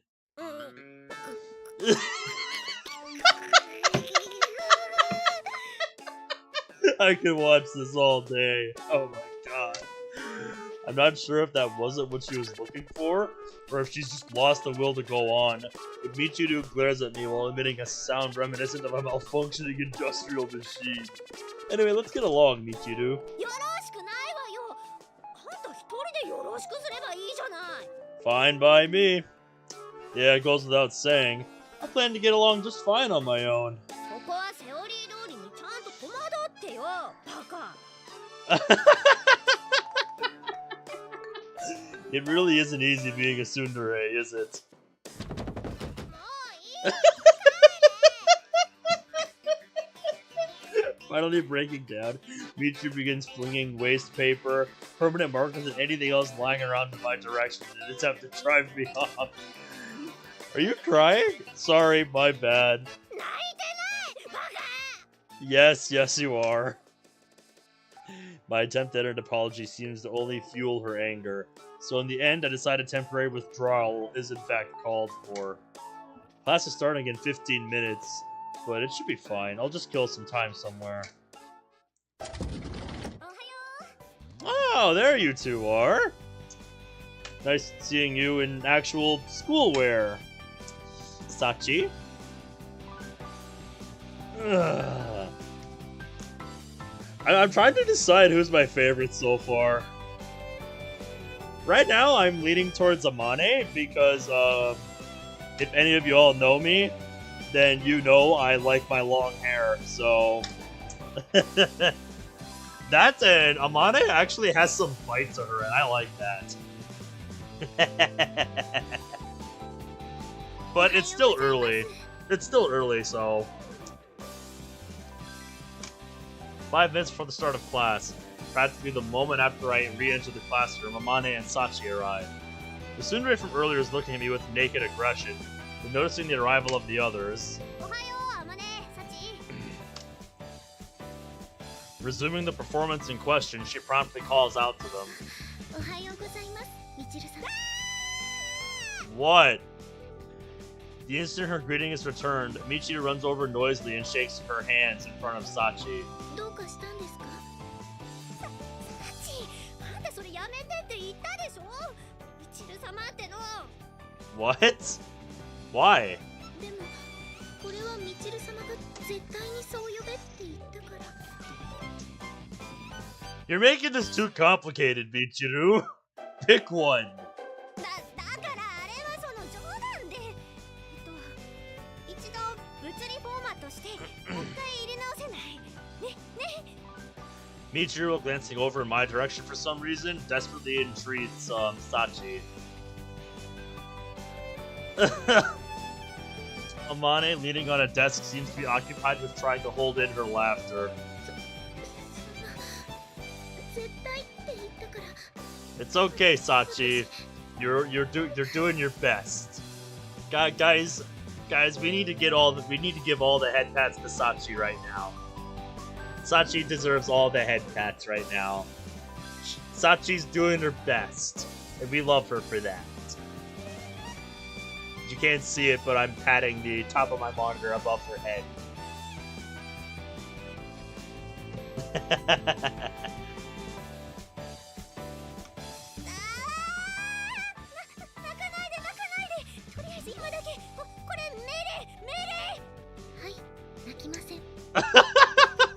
Just like that, she's like, okay, I won't cry. She's like, okay, bet.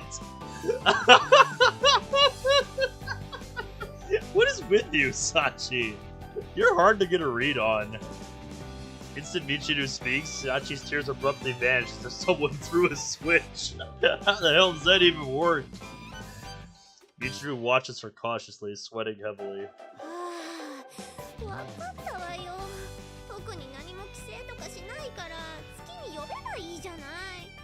She takes orders very seriously. Clearly. Yeah, we figured that out earlier.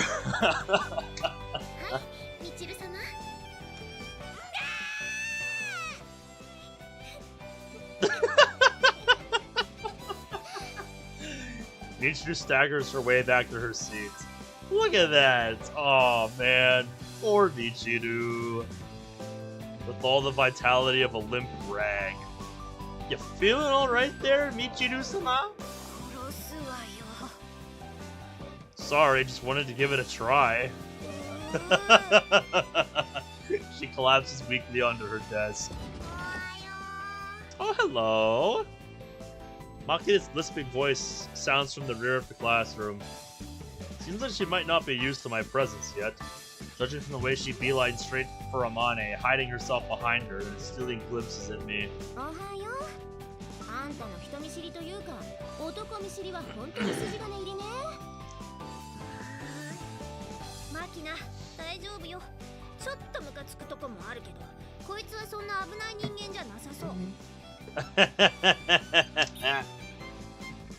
Whoop.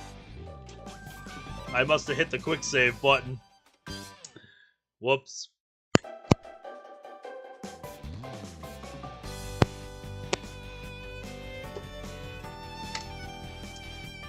Appreciated, Michiru.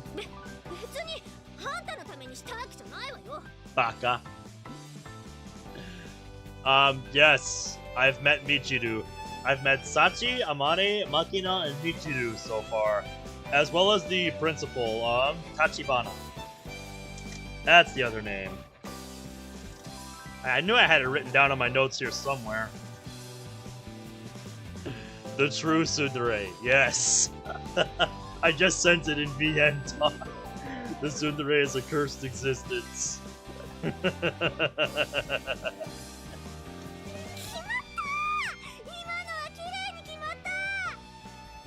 Keep up the good work. Apart from the large woman, this bunch seems to present quite a variety of communication difficulties. Most definitely, yes, yes. Nothing but fantastically normal students here, eh, Principal? As if in response to my sarcasm with the chiming of the opening bell. Hey, there you are. The perfectly normal principal appears before my eyes. Wait a second. There's only 4. As we've arrived at the beginning of the school day, I notice a difference from the information I'd heard yesterday. Yeah, about that. Standing at the podium, the principal notices the irregularity at a glance. Sakaki-san. Alright. Her tone seems to be asking if anyone's familiar with the circumstances. Sure. She hasn't been here much except the evenings. I see. ちゃんどうしたのかな。 I don't know. あったんでしょうか。 Apparently, I'm not the only one with questions about our lone truant. まあいいわ。風見くんの紹介もしたかったけど、そのうちに会えるでしょう。 Probably. You're strangely tolerant. ちょっといろいろとあってね。じゃあ出席を取ります。 From an open window, the scent of the tide flows into the room. Perhaps because of the walls and steel fences surrounding us on all sides, it's not always easy to remember that this place is, in fact, close to the sea. In contrast to the breeze and the blue sky's intimations of freedom, the gray of those jutting fences speaks of denial and rejection. While my classmates raise their voices energetically, I pass the time staring into the sky. School life, huh? ここが視聴覚教室です。 Oh, the AV room. の機材が揃えられていて、語学学習にも適しています。 I see, I see.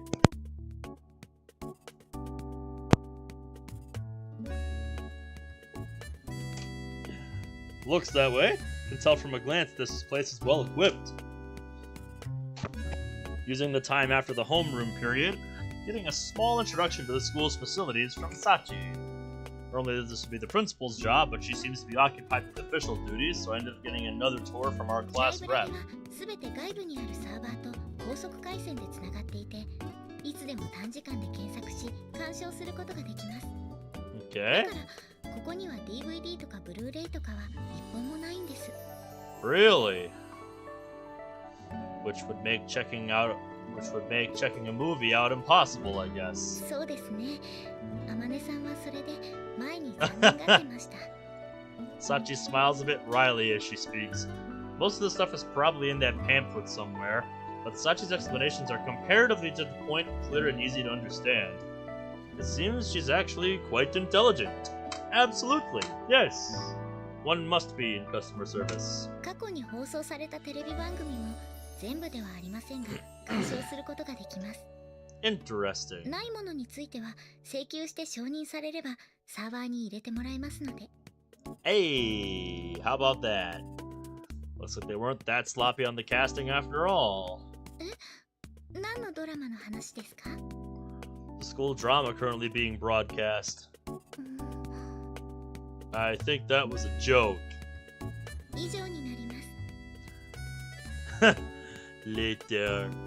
That concludes the tour. Nice.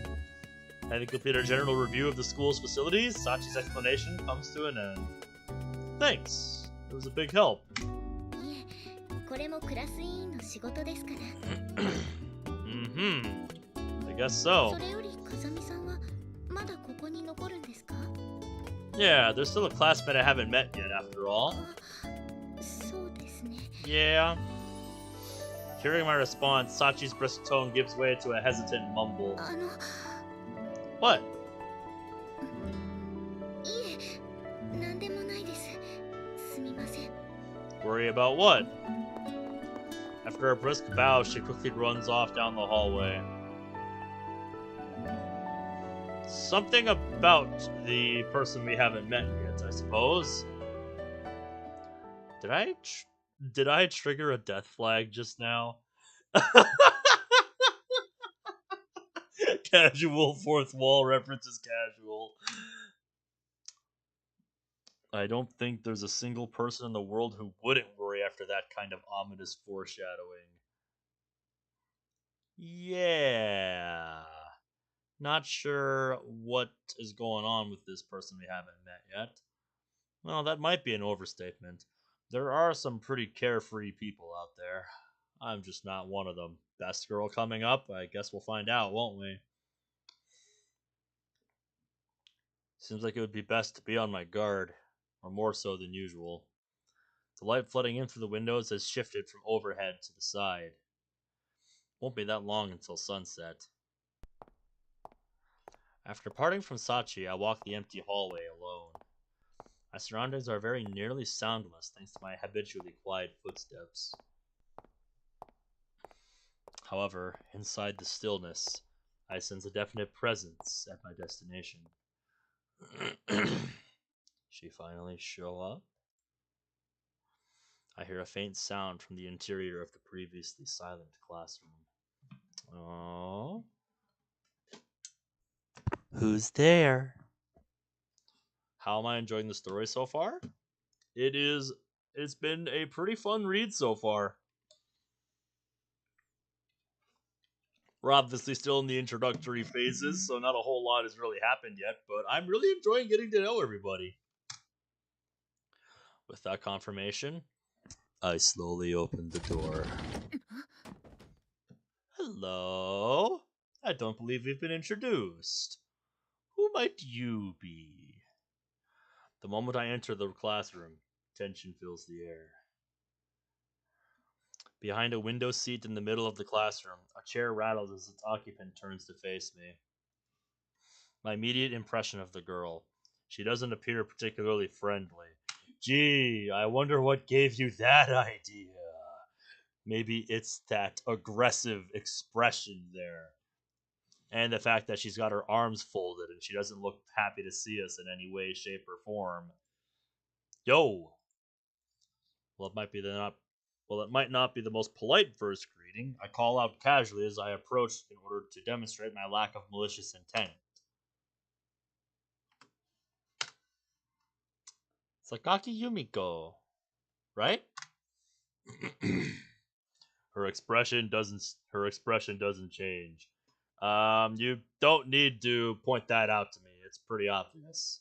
Sitting on the chair, absolutely stock still, she stares fixedly at me. I'm Kazami Yuji. I'm a new student here as of today. I come to a halt in front of her desk. And she still has that same expression. You're very insistent on that, aren't you? So I'll be your classmate as well, it seems. Pulling out a chair from the desk in front of her, I sit down. At the moment, we're about a meter apart. Oh. Nonetheless, the woman stares at me so tensely that she seems to be forgetting to breathe. Rather than staring, her expression could probably more accurately be described as glaring. I wasn't able to introduce myself in the morning. Heard you'd probably be around in the evening. I keep talking regardless, but no response is forthcoming. Maybe she's got a psychological problem with men like Makina? But then again, she didn't try to run when I approached her. Nope.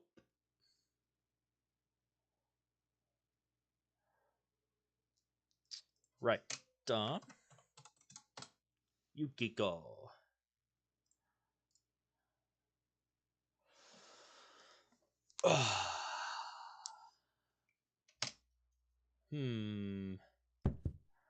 I changed my position on the seat to face her directly.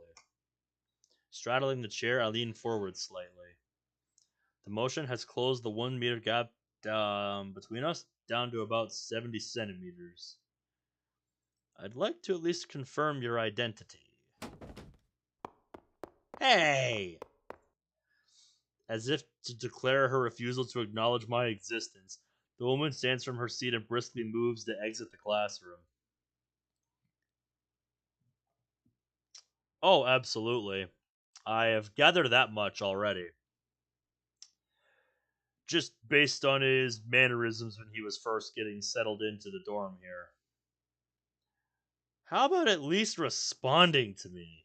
I follow her immediately. The woman opens the classroom's rear door just enough for one person to pass and tries to slip her way outside. Hey! Calling out again, I try to follow her through that gap. Ugh! In that moment, the woman forcefully slams the door shut. She clearly closed it knowing full well I was trying to follow. Her expression betrays surprise. Maybe she'd been expecting my hand Maybe she had been expecting me to get my hand caught in the door or back off from having it slammed in my face. Instead, the door she had attempted to slide closed was firmly held open by my hand, an outcome she apparently hadn't been prepared for.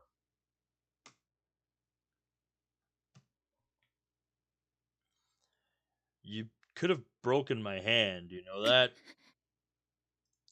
Although she's the one who was trying to shatter my fingers, she's glaring at me like I'm the bad guy here. What exactly did I do to deserve this from someone I've just met? Just looking for an introduction. Opening the half-shut door, I take a step forward. She doesn't back down. Quite the greeting. That didn't go how you thought it would, huh? I stopped the motion of her hand about 5 centimeters before its target. It isn't the most efficient block, but for the purpose of diffusing her reckless hostility, an easily comprehensible action seems necessary.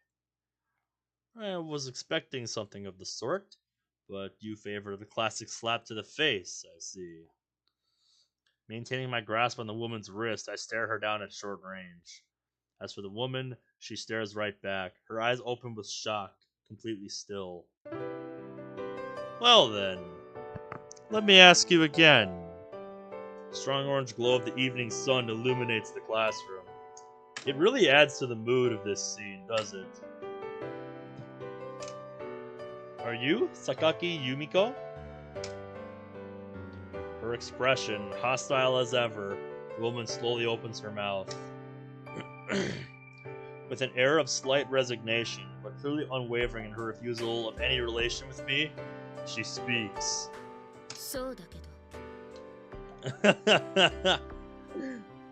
What if I am, huh? Okay, nice to meet you. As the evening sun falls behind a cloud, its lights dimmed and the classroom filled with shadow. The sound of Yumiko's breath and the faint roar of the waves from beyond the walls, the curtain was raised on my normal student life. Ooh, opening time.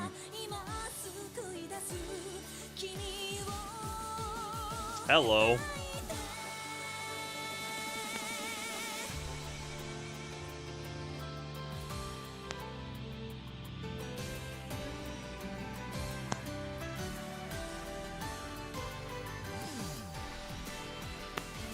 Yeah, this is the 1.0 version of this game. I'll have to rewind to read that World Tree of Grisaia bit. I missed that.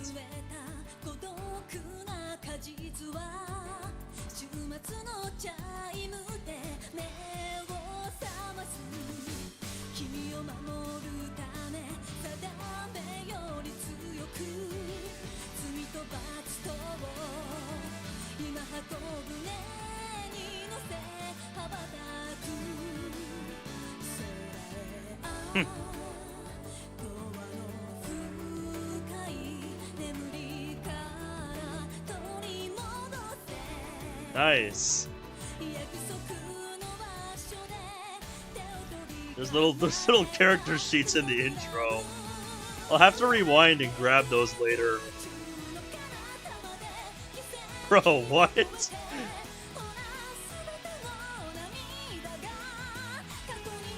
Yeah, we just met everybody. Oh my god, those chibis are great.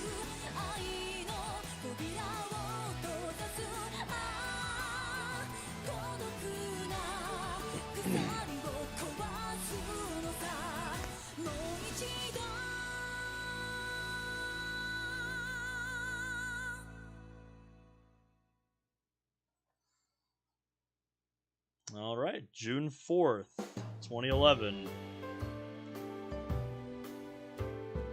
Well then, seems our little preamble is over, and now we are getting into the game proper. Cool.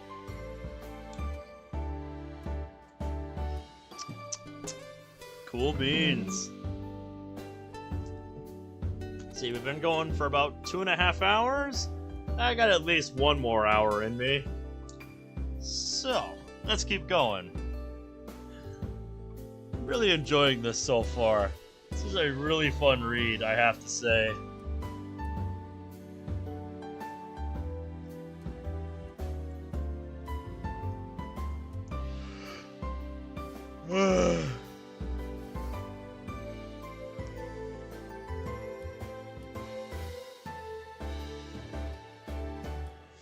The period of the school day before classes begin is fundamentally blank, meaningless time. They say it's always best to arrive 20 minutes early. Preparing for a class takes 60 seconds at most. After that, there's not much to do other than wander around awkwardly. Still, I've always imagined school life as a fairly relaxed experience. Part of me was actually wondering if a little aimless downtime might be enjoyable in its own way. But unfortunately... What? Again? Huh? Well, what's with that? That slightly pitiful fantasy was shattered all too quickly. Of course, I'm not going to break a sweat from any attack of Yumiko's, but being slashed at with a blade isn't the kind of pleasant breather I had in mind. What's this about? What's your deal? I guess she had thought it a particularly well-timed attack, judging from the shocked gaze she's directing at me as she catches her breath. Of course, given that conspicuous clicking sound and her plainly audible footsteps, she might as well have been screaming, "Here I come," but... Time moves at half speed in my immediate vicinity. With my reading speed, yeah, that's a given. Giving a straight answer would be a pain, so I pulled something out of my ass. Yeah, I'm just messing with you.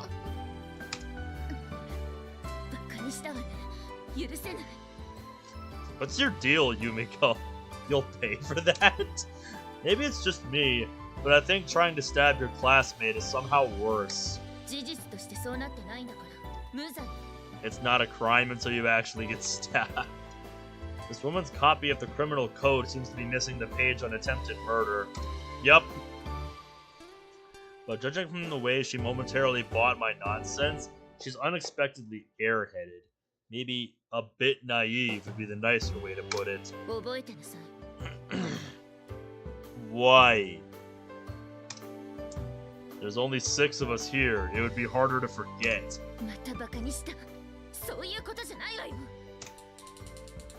Still glaring in my direction, Yumiko retracts the blade of her box cutter. And snorting in displeasure, leaves with a flutter of her skirt. Jeez. Yeah. In our return to the classroom, Amane strikes up a conversation. I guess the story of the knife assault in question has already spread around the classroom, as my problem with Yumiko seems to be common knowledge already. It's not like she's doing me any harm, but I can't say I'm enjoying this. In our first encounter, I approached the stubbornly silent Yumiko in a physical sense. The outcome was her initial act of rejection. In part, that might have been the result of my own heightened wariness. Sachi's heavy-handed foreshadowing put me on guard, and I have a tendency not to trust someone I'm meeting for the first time. Good call. At that time, while I certainly felt animosity for her, it wasn't so intense as to discourage me from approaching. However, from our second encounter on, Yumiko bared open hostility towards me. What's worse, apparently having come to the conclusion that she wasn't a match for me barehanded, she's been swinging around a box cutter of all things. Yeah, why a box cutter? I mean... could have picked a better weapon of choice, in my opinion, because it's like...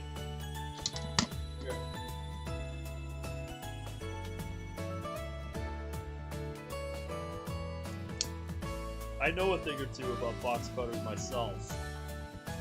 Been working with one for like 5 years now. And yeah. Definitely pick a You're not gonna do any, you know, serious kind of damage with this thing unless you're really trying to.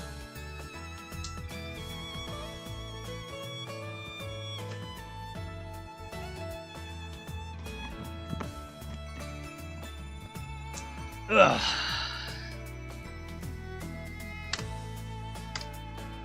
According to Amane, it seems that Yumiko has something of a habit of brandishing retractable knives at people. So it's a retractable box cutter. Okay. Huh.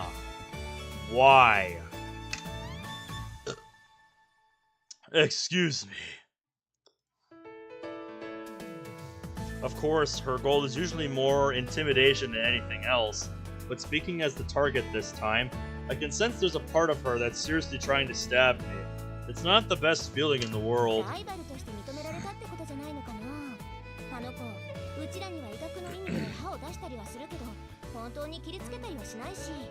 You are surprisingly chill about this, Amane.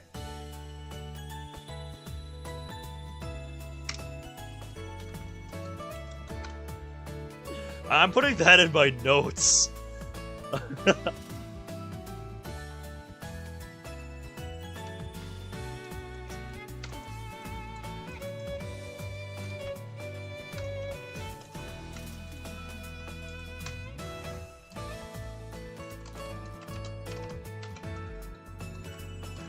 Apparently, Yukiko swinging around a box cutter is considered normal. It's considered normal behavior for her. And I'm gonna put in parentheses, what? I'd really prefer to avoid that kind of recognition.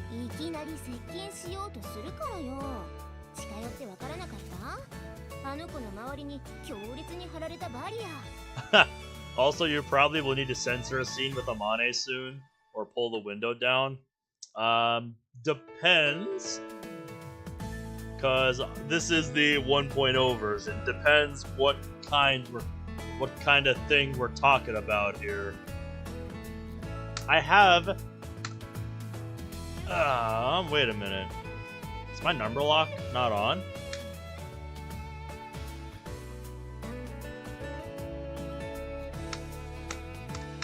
Weird. My hotkey was not cooperating for a second.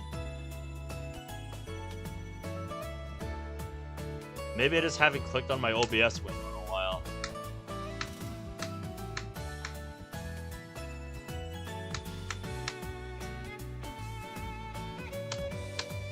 Huh.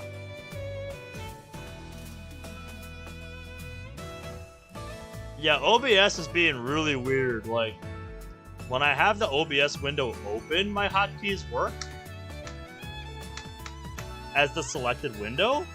But now my hotkeys, when I don't have the OBS window selected, don't want to work. That's kind of a problem, because I need that to be the case. If that's something I actually have to do here. Alright, going into my hotkeys settings here.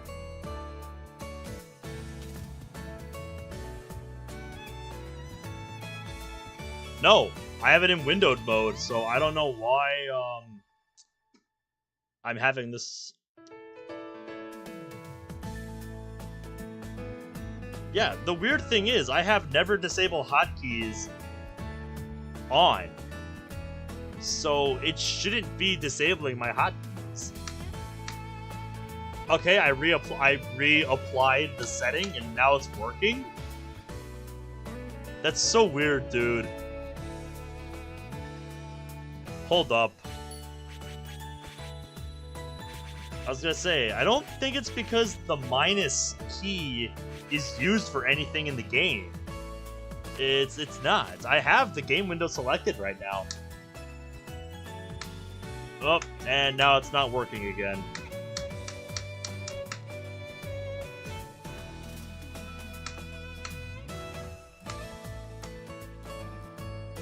Huh. So, yeah, the game window doesn't like that, huh? The game's overriding it. Yeah, that is a bit of a problem, isn't it?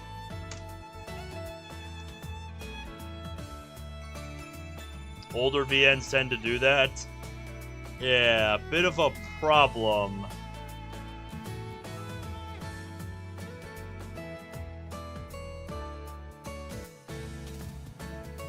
Huh. I did not foresee this being a problem. I did not foresee this being a problem, so... say fuck it and make it 18 plus and go along with it. I don't know.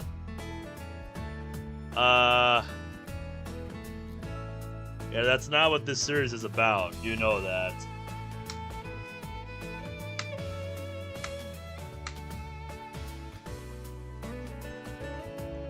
I might have to look into some way to override the game so that my hotkeys work.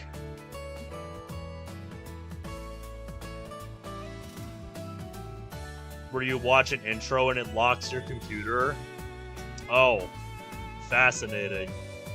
Very fascinating. VNs do some interesting stuff, huh? Didn't notice.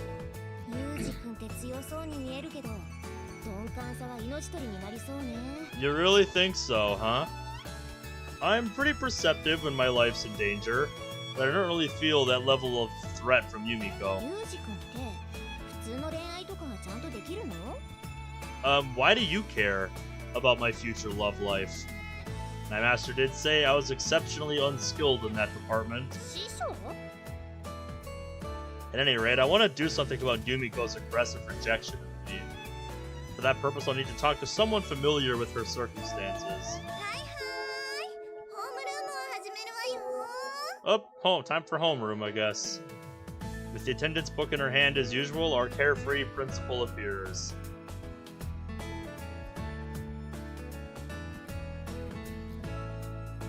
Yeah.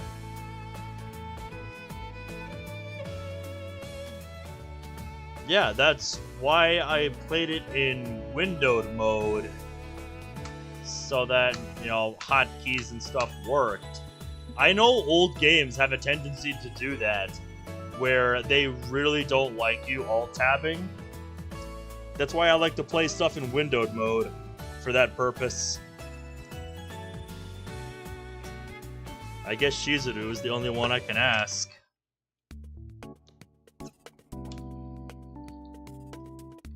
In conclusion, Yumiko seems to hate me with a passion.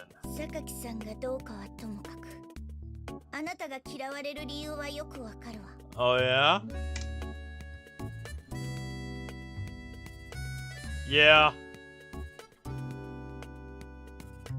Yeah, dude, I know all about games that just completely break if you alt-tab for too long. Still, I haven't played a game yet that just overrides my hotkeys for OBS. This is new.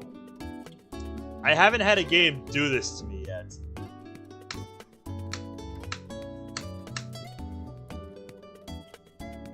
So yeah, this is a new sensation.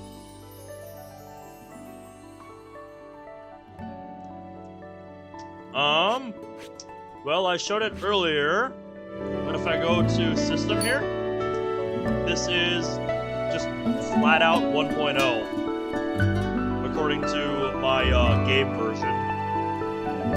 Doesn't say anything about it being the unrated version.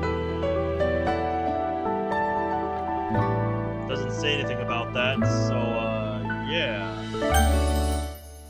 Sorry if the audio is way louder on my random screen capture overlay. I don't really have audio settings, you know, preset for that. So, yeah. Yeah, let me know what it says. Maybe I'll have to see if I can find some kind of script to, you know, override the game's override. Because like I said, it's not even like the minus key is used, so I should be able to use that for something else outside the game. Oh? Let's hear it then.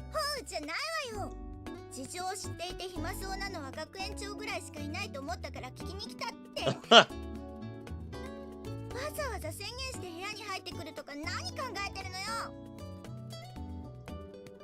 I only said what I was thinking. Was I wrong? 一応 Really? Got it. In deference to your feelings, no matter how much I think you're lazing around, I'll keep it quietly buried in my heart from now on. Good そん enough? なこと言われたら疑心暗鬼。 We good? We good. Bit of a hiccup there. Alright, we're back. The principal, cup in hand, lowers herself across from the sofa I'm reclining on. 榊さんはこの学園の創設以来の学生なの。 Really? This place just opened recently, right? ね。 So the school's about a year old. 1年前ぐらいだから。 Putting that in my notes. About a year old as of June 2011. Okay. Yeah, that's so weird. All I have to do is click outside the window and...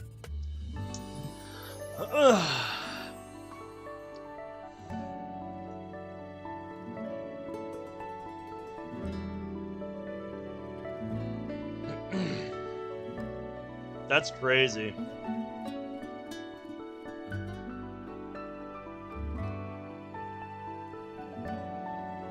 Well, this time it was on my end. Alright, let me switch to desktop view again. Sound is gonna blast in volume, so warning.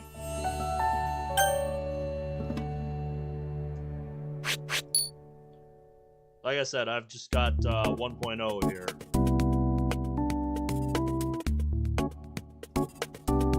I find it hilarious that it thinks I'm using Windows 8, because I'm not. If you say so. We'll find out soon enough, but I'll be ready to click out and have my hotkey ready.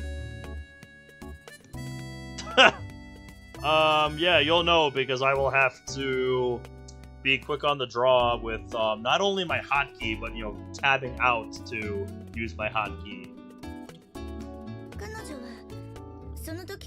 Okay. I see. What does that have to do with her rejecting me? Before responding to my question, she takes a sip of coffee from the cup in her hand. I get that, but is that any reason she is drawing a box cutter on me? Frightening. Again, I get that, but why the hostility?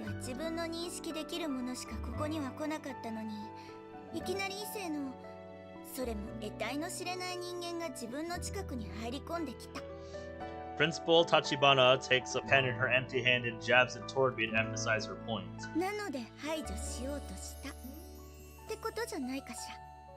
Isn't that a bit extreme? Hazing, is it? A bit of bullying comes with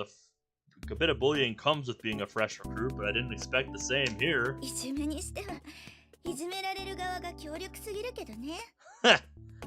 Apparently unconvinced by the idea of Sakaki stealing my lunch money, Principal Tachibana hides a snort of laughter behind her hand. Although it's certainly amusing considering the balance of our physical strength, I don't see how I can manage a decent student life at this rate. I'm honored to have provided a moment of amusement for our perpetually overworked principal, but I came here hoping to have a path toward overcoming this challenge illuminated by your educational guidance.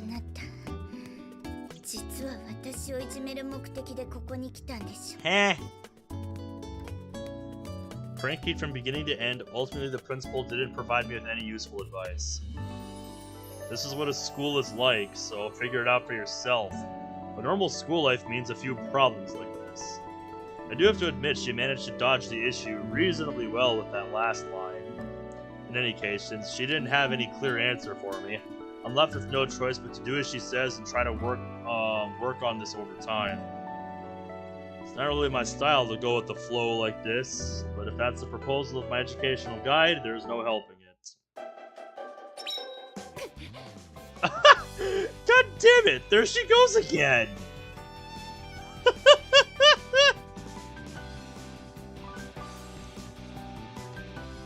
I love these little chibi seeds. These are great. Oh god. These next few days are gonna be hell on my throat, dude, I'm telling you.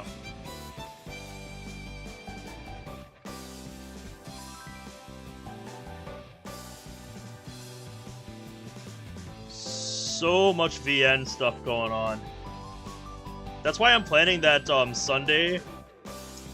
That's why I'm planning that Sunday session of just VO3 in the VC.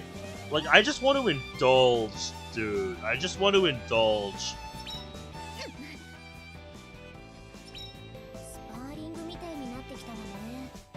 It looks like a sparring match at this point. A drill instructor playing with a fresh recruit, huh?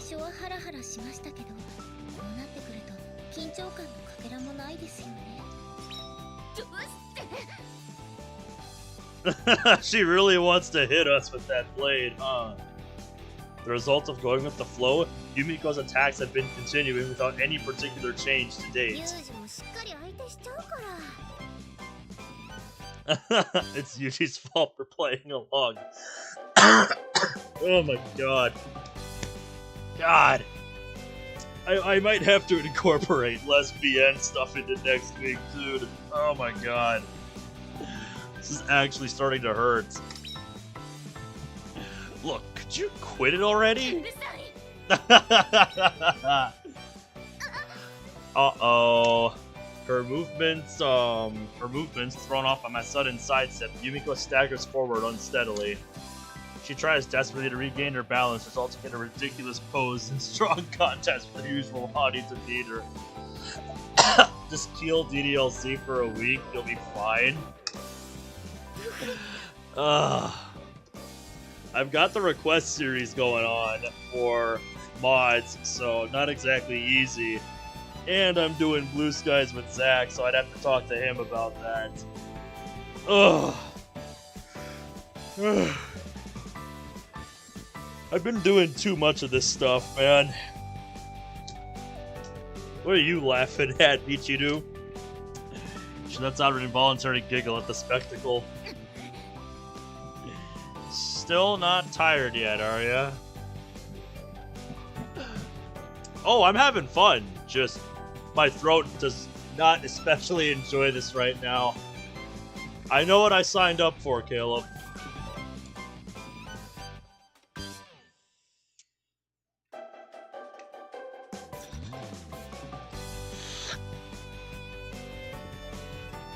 Yeah, but it's not like I don't have water either. I've got a lot of water on me. So quite the contrary. Like, trust me, I read the VNDB page before we started. I think what I'm gonna do, I'm either gonna do the common route or one of the routes before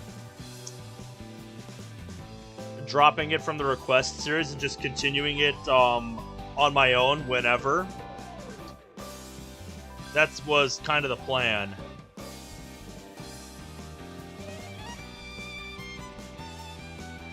Because, yeah, like I said, I looked at the bloody VNDB page. Classified as very long, clocking in at roughly 75 hours.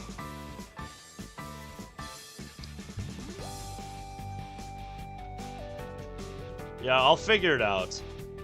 But what did you send me, Brad? Oh, yeah. Michiru's face. Yeah, she's got a lot of great faces. She's got a lot of great expressions. She's instantly pierced by Yumiko's furious glare.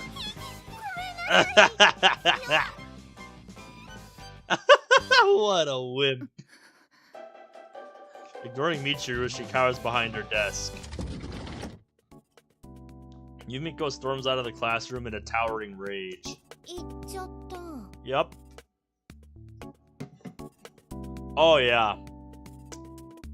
I'm quite happy with what I did for the overlay for this game.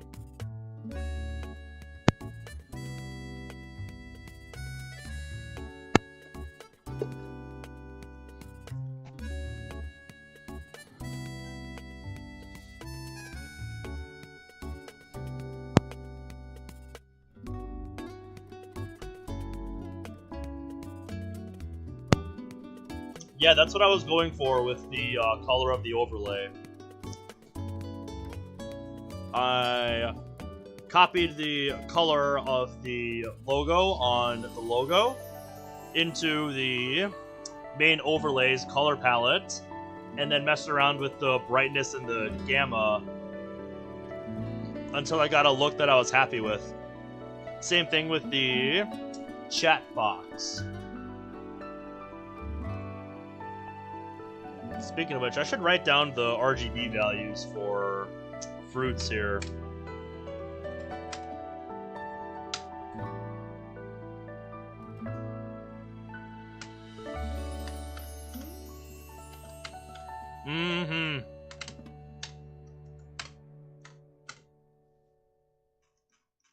I was gonna say, Eric earlier gave you some compliments on the overlay earlier tonight. Told him it was your design. And yeah, it really is a robust overlay. Been very happy with the overlay ever since we got it put together.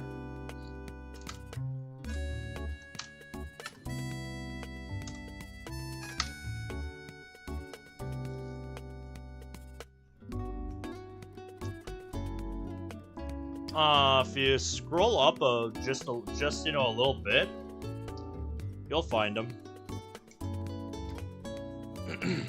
Eric says, loving the new overlay for the stream.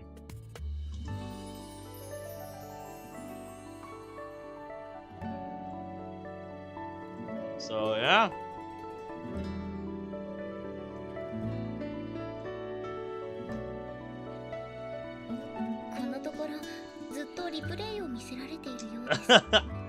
Reruns?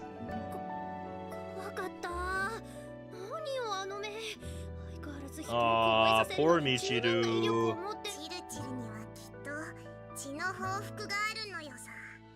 Jesus, Machina!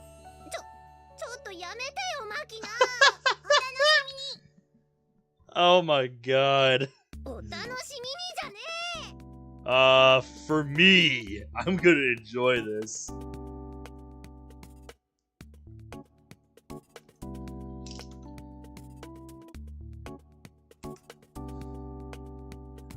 I think it was before you joined back in recently.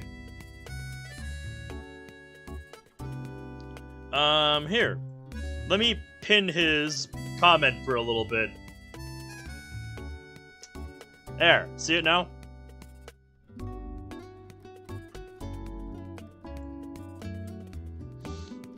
Scenes like this one were very familiar by now.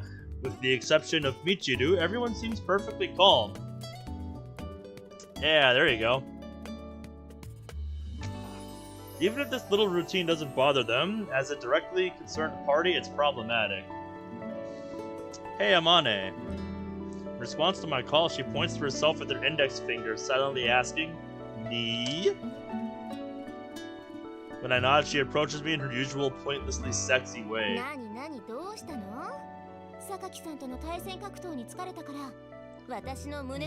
What? I was not implying that at all. I'm sorry, do you actually want me to treat you like a sex worker?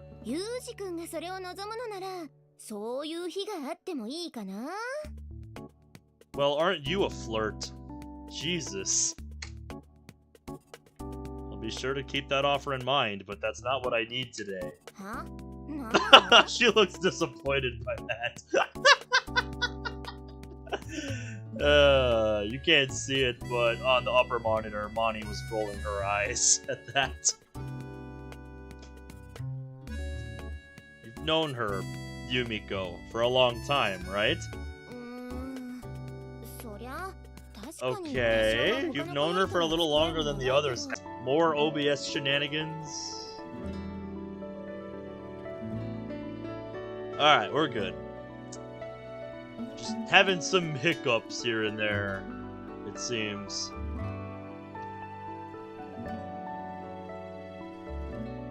I haven't done anything different with my internet. I didn't mess with that at all. That's just my internet being my internet. I see. ユージ君も来たことだし、これから少しずつ話とかできればとは思うけど、今は私もほぼデフォルトに近い状態なのよね。Even after all this time, huh? Certainly, Yumiko hardly seems the type to open up and reveal herself to someone who just because they've known each other a while. Yeah. Guess I'll have to find a solution myself after all. Well, thanks anyway. Let me know if anything comes to mind. With those words, I move to exit the classroom. If Yumiko's rejection continues to take this form, I'll have no choice but to ask the principal's advice again. The moment I open the door and prepare to leave, maybe she doesn't see you as one of us? I stop at the sound of Amane's voice. Hmm? ユージ君ってさ、よそから来た人じゃん？そういうとこ。Really? 異物感があって嫌なのかもね。She's saying the same things as the principal, huh? Does it feel that way to you as well, Amane? 私はそんなことないわよ。全力で支援しちゃうから。You're our fervent supporter, are you? It's a little hard to take that seriously given the flow of this God, OBS.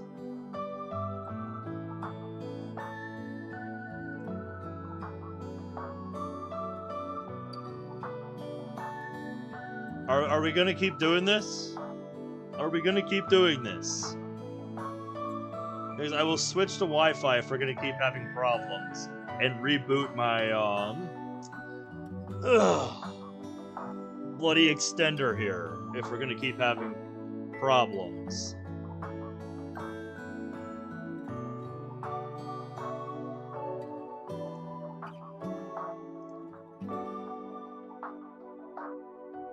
I don't think this is my ISP doing maintenance. I don't think it's that. So... if it happens again, I'm switching to Wi-Fi and rebooting the damn thing. Compared to shutting myself up alone in my room, it's easier to gather my thoughts. One of the group, huh? I recall Amane's parting words. It's easy for her to say, but actually getting that island of a human being to recognize me as a friend seems next to impossible. First of all, we're not even on speaking terms yet. Oh, this late already? The sun is sinking below the window frame, casting shadows along the hall. About time for me to return to my room. Guess I'll try talking to her tomorrow. I scratch my head as I turn toward my bedroom. The sound of my slippers echoes roughly in the hallway. Yumiko might have her own set of internal rules, since she hasn't tried to attack me even once while inside the dorm. It's not that I was particularly off my guard as a result of that assumption. Rather, it's probably because it happened at this particular time of day. Or so I would reflect to myself later. Evening, a hallway in the dormitory lit by the setting sun. At the flash of thrusting light, I react instinctively and grab her arm firmly. How much longer are we gonna keep doing this? With her arm captured, Yumiko's face stiffens.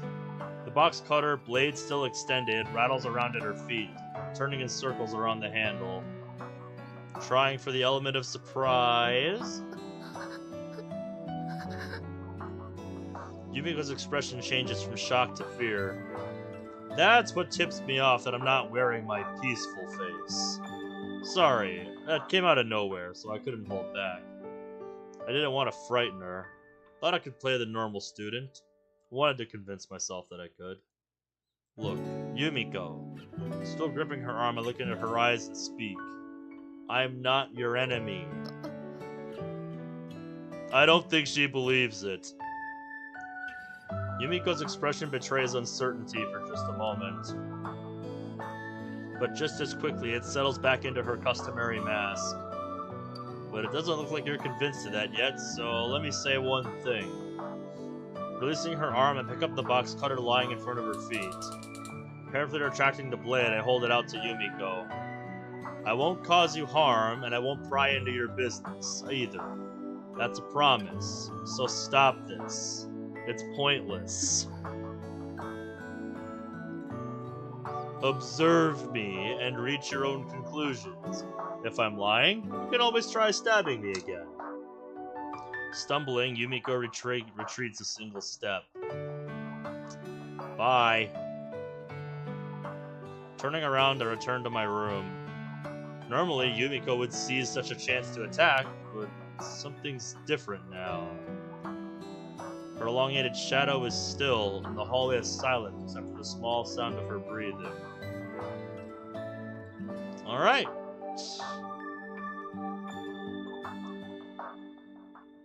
Nice. After that day, Yumiko's attacks came to an abrupt halt. Hopefully I can use this as an opportunity to slightly improve our relationship. I'm trying to live a normal campus life here, so it'd be nice to minimize the number of classmates who want me dead. That would be preferable, yes. Oh, casual clothes! Nice! Can only assume June 5th, 2011 is a weekend?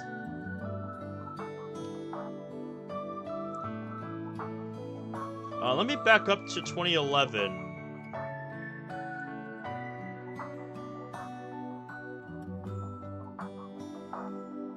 It said the date was, what, June 5th?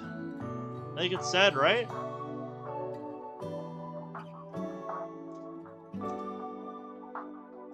Let me just...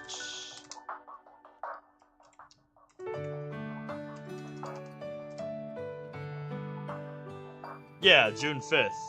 It is, in fact, a Sunday. So that is a weekend day. I wonder if they have Sundays off. That'd make sense.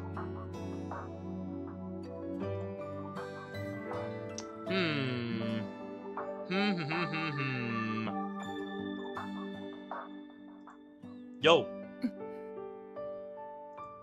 As usual, to call Yumiko's behavior when we come across each other curt would be an understatement. But at the very least, judging from the clearly different way she's looking at me, her observation period seems to be ongoing. She speaks! My god, she does speak! Craziness! I'll answer, unless you want to know my weaknesses. So we understand each other. What a shame. Come up with something else.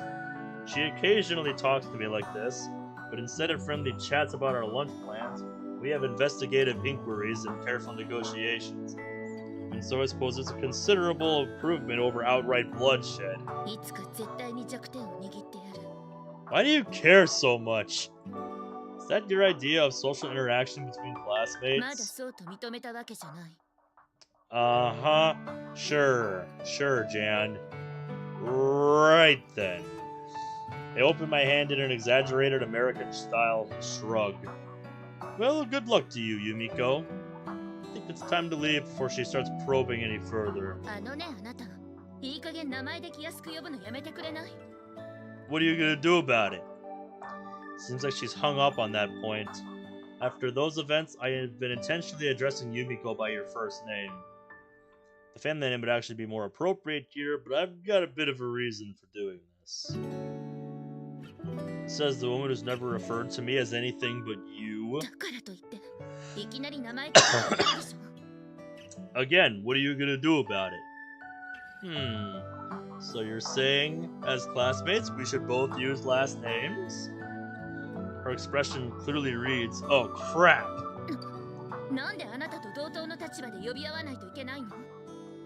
Isn't that the starting point for building a cordial relationship? Alright. In that case, I'll take our friendship to the next level by making up a pleasant nickname for you. Not to worry, you can do the same for... It might be a little early for that, so I propose starting with last names. Yumiko hesitates briefly. Before long, she opens her mouth stiffly and in a tight voice. After speaking those two words with a cramped attempt at a smile, she stalks off. Yeah, best regards, Sakaki. Thus, after great hardship, I finally succeeded in establishing an absolute minimum level of communication with my 5th classmate. Seems this student life thing is pretty rough in its own way. I can assure you this is not normal. Alright, June 6th, a Monday from what I see. When I push open the heavy glass doors, I find the lobby in utter silence. Exchanging my outdoor use shoes for slippers I use in my room, I reach for the board hanging above the shoe racks and flip the magnetic name tag reading Kazami Yuji from out to in. A glance at the other names revealed that Sakaki, Sachi, and Amane are all in, but there's no one in the lobby. They're probably shut up in their rooms doing homework. Hold on. There wasn't any homework assigned today. Which would mean my hypothesis just now can't be accurate. Then what? When students shut themselves up in their rooms, homework and masturbation are the only things that come to mind. Although I gave the matter a little thought, I don't plan on going around and confirming my new conjecture. It's just a guess, and no matter what sort of vile filth they're getting off to, that's their prerogative. In that case, pretending not to notice would be the kinder thing. Having reached that conclusion, I reach out to the door of my room, but in doing so, I notice that the bit of tape I stuck on my door as a seal has been ripped off. Someone's in the room. Here we go. Backing away from the door for a moment, I quietly press my ear against the wall but can't hear any noises from inside. Doesn't seem like a typhoon is laying waste to the room in my absence, but either way, if it's someone stupid enough to miss the tape, no need to be too careful. I forcefully swing the door open to my room. Oh, hello. Don't move! What are you doing in here? Hello?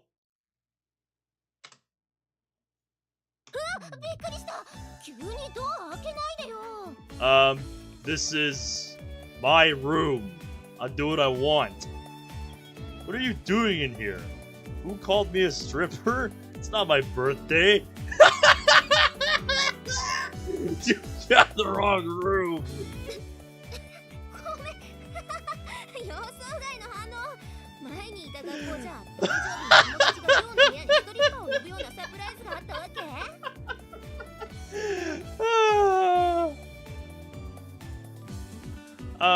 Yes, I had a feeling, Brad. I had a feeling. I was ready to bloody click away if I had to, but, you know. I like to wait and see first. I don't like to be presumptuous. Was a stripper in your dorm the standard birthday surprise? What? It's just Amane. Why are you in my room?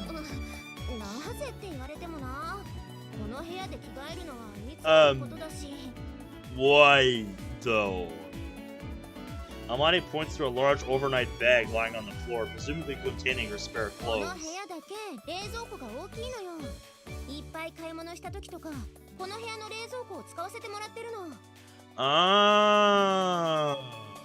I guess that makes sense.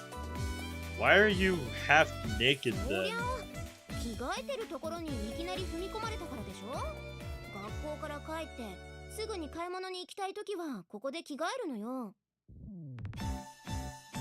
You've got your own room, right? Too much effort. You literally wake up with this stuff. When I was a grade schooler, I had friends who'd throw their bags with the door after school so they could get back outside faster. I guess this woman's brain works on the same level. Fine, I suppose. How about you come inside instead of standing there? I'll come in whether you invite me or not. It's my room. I walk into the room, hold a glass under the faucet in the sink, and fill it with tap water. What? I swigged down tepid water from the glass. 普通入るかな。 Actually, what? Your sentence is missing both a verb and an だ object. からさ、女の子が着替えてるんだよ。普通遠慮しない？ Ordinarily, yes, but again, this is my room. My room, my rules. I'm not a normal man, and you were the one who barged into my room. それはそうなんだけれども。 You don't want to be seen, how about being frank about it and telling me to get out? 失礼ね。見られて困るような体してないわよ。Are you coming on to me? Want me to...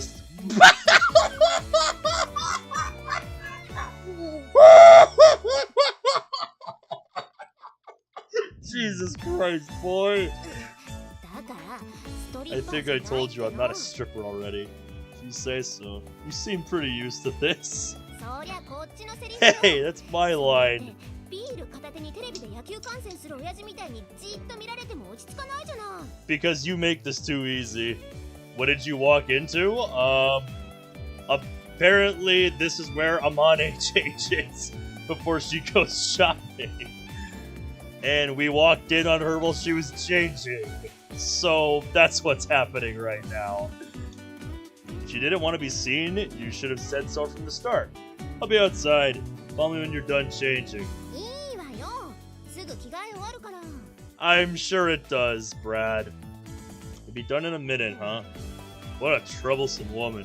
What do you want from me? そこでおとなしくじっとしてなさい。 You want me to stay and shut up?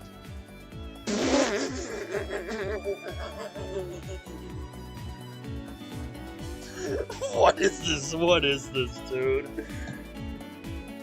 感想とかいらないから。 Don't take flattery well, huh?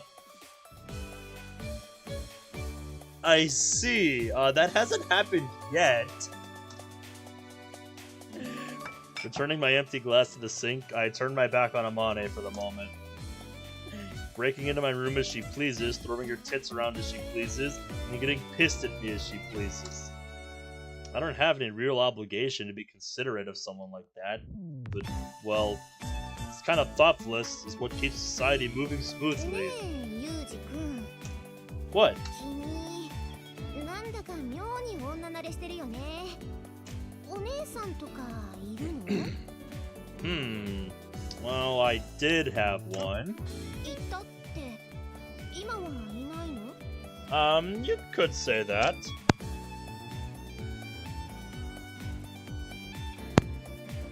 She's dead. そっか、ごめんね。無神経なこと聞いて。 That's okay. It's been years. Not a problem. Uh-huh. じゃあさ、無神経ついてもう一つ聞いてもいい？ Depends on what it is. What? お姉さんの名前は？ Her name? Kazuki.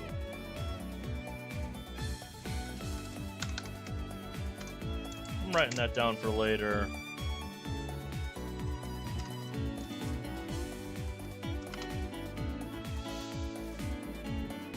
There we go. Wanted to make sure I had the spelling right. Kazuki. カズキ？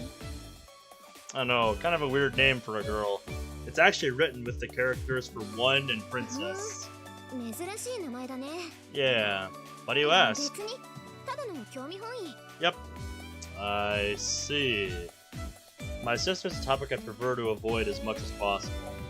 Not because it's too painful to remember her death or anything sentimental like that. I just don't want her to get in a heavy mood for no reason. Maybe Amane picked up on my reactions, and she doesn't ask anything else about the subject. Although she's a troublesome, selfish woman, I can't honestly appreciate that part of her. お待たせ。着替え終わったよ。 Not bad. I wasn't really waiting. どう？似合う？ You look fine. Now that I look, Amane's wearing a pointlessly skimpy outfit. Well, it is summer, so what did you expect? Even if it is summer, this is a bit over the top. Again, what did you expect? She has all the excuses in the world to dress like this. Too much exposure. Your breasts are barely staying in that thing. ああ、いいのいいの。せっかくいいの持ってんだから、半分ぐらいちらつかせておかないと損じゃん。Touche. A waste of resources. この格好で商店街に買い物に行くと、なぜかみんなサービスしてくれるのよね。When I wear this to the shopping district for some strange reason, everyone throws in a lot of freebies. Ah. This woman trying to disrupt the economy of the shopping district via her tits. あーって何よ。 Nothing at all. If you're done, hurry up and go. The dirty old men at the shopping district are clutching their 20s in anticipation. そうだね。そんじゃあ行こうか。 As she speaks, Amana grabs my arm like a border patrol agent seizing an illegal immigrant from Mexico. Oh boy, that is a line that did not age well. Considering the situation at our southern border right now. Fuck. What are you trying to pull? Get off. ねえ、お買い物に付き合ってよ。 Why are you so insistent on this? Why do I have to go with you? 今日は10キロのお米を買うから運ぶの手伝って。 Why are you buying 10 kilos of rice? Even if you don't rope me into this, with that huge body, 10 kilos shouldn't be an issue. Or so I thought, but courteously didn't put into words. We are dealing with a woman here, technically speaking. In the first place, she's only large for a woman, 8 or 9 centimeters taller. I guess Amani's gotten sick of me staring at her silently as she jerks me closer by the arm she's grasping. おっぱい見せてあげたじゃん。買い物ぐらい付き合ってくれてもバッチ当たんなくない？ I don't know, Brad. I don't know for what purpose she needs that much rice. Maybe she's got a phone that's got a really big problem with it. With leakage of some kind, so she needs that much rice to fix it. That was bad, and I feel bad. I don't remember asking to see her breasts. This woman's logic is completely incoherent. 何？なんか不満そう。見るだけじゃ足りないなら、もどく？軽くつまむ程度に。 Why are you so insistent on this? If you think a flash to your tits will make any man do your bidding, you've got another thing coming. まあまあ、どうせ暇なんでしょ？うちの学校、今までは男子っていなかったから、力仕事は全部私に回ってきたのよ。かわいそうだと思わない？ When you've got a physique like that, I think it's probably inevitable. これからは電球が切れても、ユージ君がいれば安心だね。そんじゃ行こうか。 Who said I was gonna change light bulbs for you? As she speaks, Amani entwines herself around my arm, pushing her famous breasts onto me. Hey! わっちはこう見えても休暇を実家に持つ母親の娘ぞ。本来であれば裸を見たあんたには責任取って結婚してもらうところよ。 Really now? Is that a threat?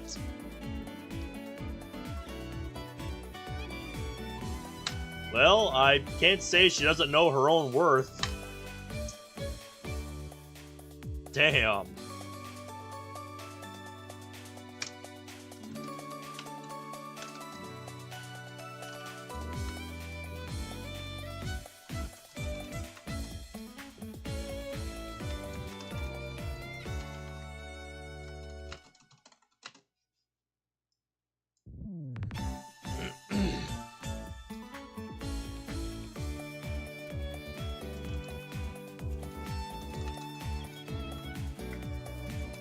Amani is apparently the daughter of an old school, respectable family, whatever that means.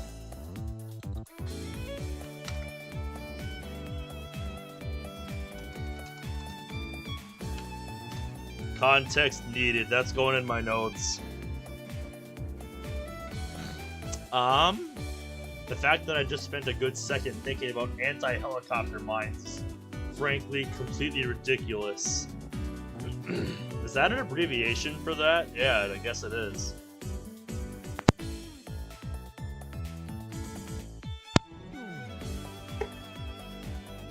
That is random. The world has been seeming like an extremely ridiculous place recently. No point getting too down on myself. Fine, you just need me to carry the rice, right?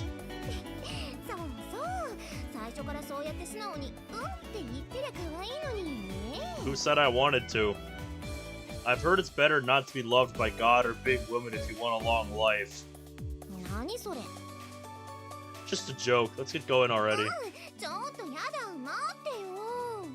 And you're the one who is so eager to go. Make up your mind. Go on my arm. I don't need you clinging all over me. It's stifling.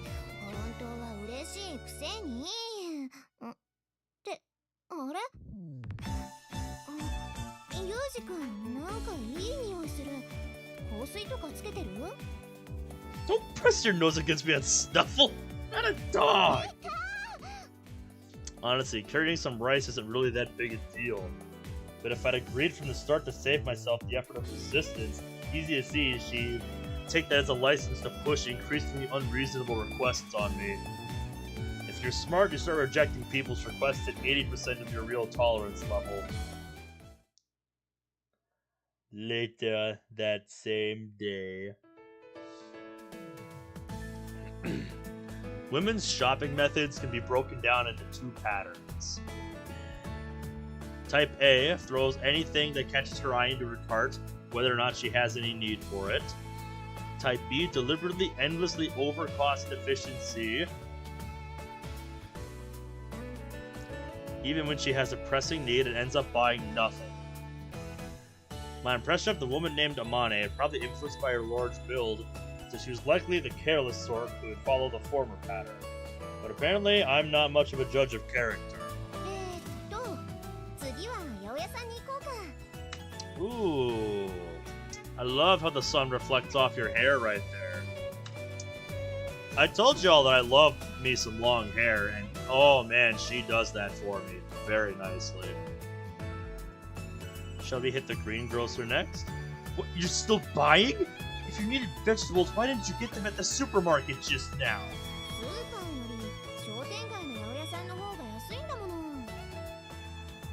I understand in theory that specialty shops are better than general retailers, but as the one being dragged around, changing stores rapidly is a serious nuisance.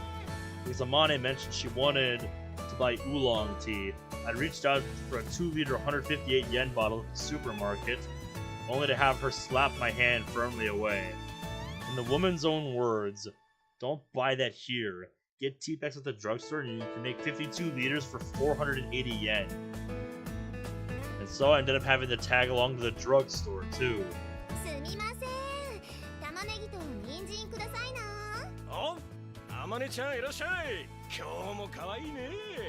Yeah, I'm sure the grocer likes seeing you.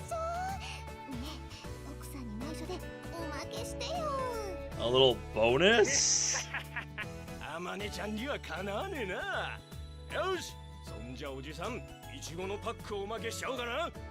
Man, looks kill, huh?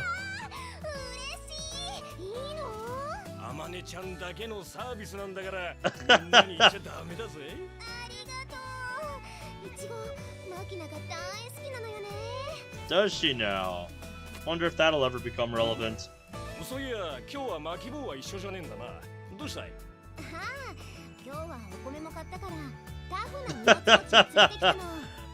Is that all I am to you? Growling, the dirty old greengrocer sizes me up with a blatant scowl on his face.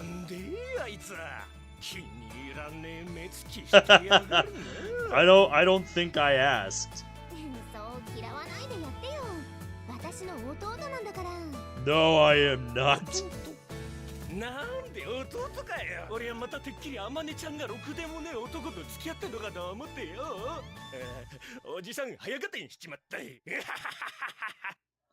I'm not sure what's so funny, but the greengrocer cackles heartily as he stares into my face. Yuji.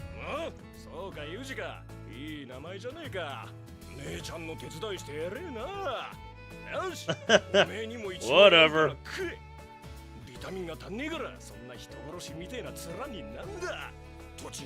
Gee, you don't know me very well, do you? Brand name, jeez. Thank you. I smile and lower my head in a slight bow, prompting the old man to shout, "What? You can smile after all?" in an even louder voice. じゃあおじさんありがとうね。おう、また来な。サービスすっからよ。ユージもな。あ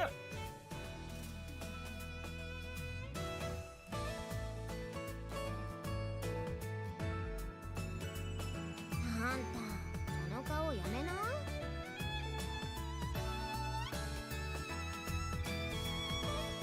そのひどい笑顔、まるで誰かに習ったみたいな顔だね。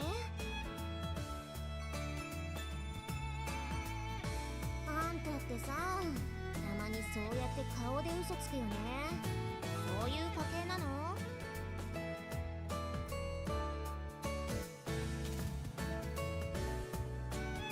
だったらもう少し上手に笑いなさいよ。バレバレよ。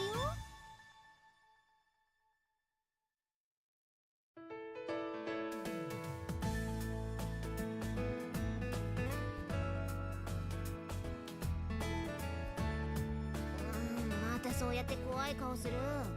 そんな顔するからナギナが怖がるんだよ。へえ、じゃああんたのお姉ちゃんもそんな顔だったわけ？ Oh, I thought I turned it back on, but I guess I didn't. Sorry about that.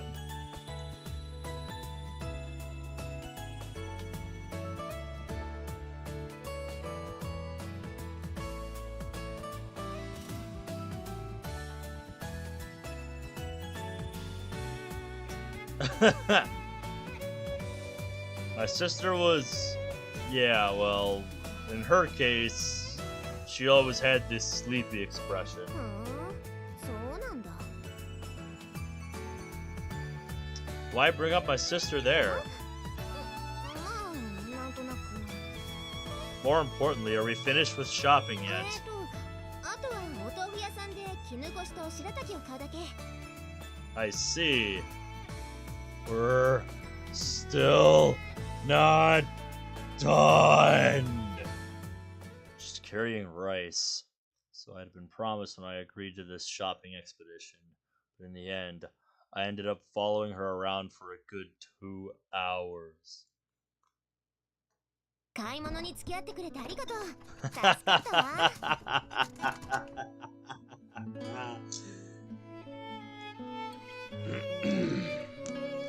What was Cerberus?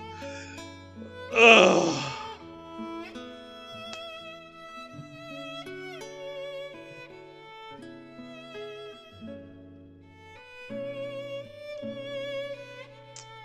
Yuji, there's one thing you should never underestimate. Women when they are shopping. Oh, that one. Yeah. As she speaks, Monty is packing away the ingredients she purchased. For some reason, into my refrigerator. 普段はマキナと一緒に行くんだけど、あの子と買い物に行くと、スーパーのお菓子売り場とかおもちゃ屋さんに寄り道したがるから時間かかるのよね。Yeah, I can imagine. It's not a problem, but mind if I ask you something? Why are you putting that stuff into the fridge in my room? だから、この部屋の冷蔵庫が一番大きいんだってば。That's not an answer to my question. いいじゃない。どうせろくに使ってないんでしょ。ほら、いちごあげるからさ。Come on, you're gonna have to try harder than that. That's from the pack that old man at the green grocers gave to me. 私がいたからもらえたんじゃない。冷蔵庫の中の牛乳も飲んでいいからさ、ね。It's not that I particularly care about her using the fridge, but her barging in here every time she needs to get something would be a pain in the ass. そうだ。今日のお礼に晩ご飯作ってあげようか。I've already cooked rice and I've got canned food for the side dishes, so I'll pass. おかず缶詰なの？なんかわびしい感じ。それにお米って炊飯器もないのに She's どうやって confused. 炊いたの？ Using that over there. I point toward a cylindrical mess kit style rice cooker made of aluminum, currently towering over the IH cooking heater in my kitchen. 暗号で炊いたの？ IH heaters can't quite manage aluminum, so I've been using a gasoline stove I had with me instead. サバイバルだな。よくそんな道具持ってたね。 It's only normal for a man to have a stove or two. Normal for a man is probably an overstatement, but it's standard equipment for a backpacker at least. Yeah. Ideally, you want one that can use the unleaded gasoline you can get from gas stations. Absolutely, dude. それじゃあさ、ご飯持って私の部屋来る？おかずが缶詰だけじゃ寂しいでしょ？どうせマキナの分も作るんだし、一緒に食べようよ。 No, that's okay. I'll pass. どうして？心配しなくても、こう見えても私、料理は得意なんだよ。 I would hope so. Makina would be there, wouldn't she? ああ、そっか。マキナ、まだユージ君のこと怖がってるか。 Exactly. Think it'd be better if I wasn't there. この際だから仲良くなってよ。 It's not gonna happen that fast, and if I go out of my way to eat quietly, she'll end up feeling even more uncomfortable. I'll pass after all. まあ、今日は仕方がないとしても、マキナと仲良くなってくれれば、いつだってご飯作ってあげるよ。 You telling me to become friends with her in exchange for food? そうは言わないけどさ、仲良くしてほしいというのは本音。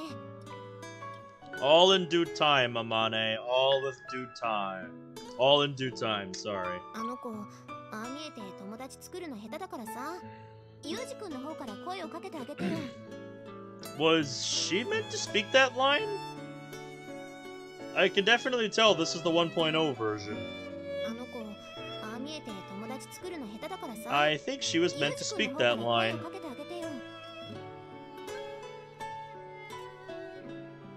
I don't have anything against her, and I don't want to be on hostile terms, so I'll try to talk to her. But I'm not going to guarantee that it's going to improve things. My personality being what it is.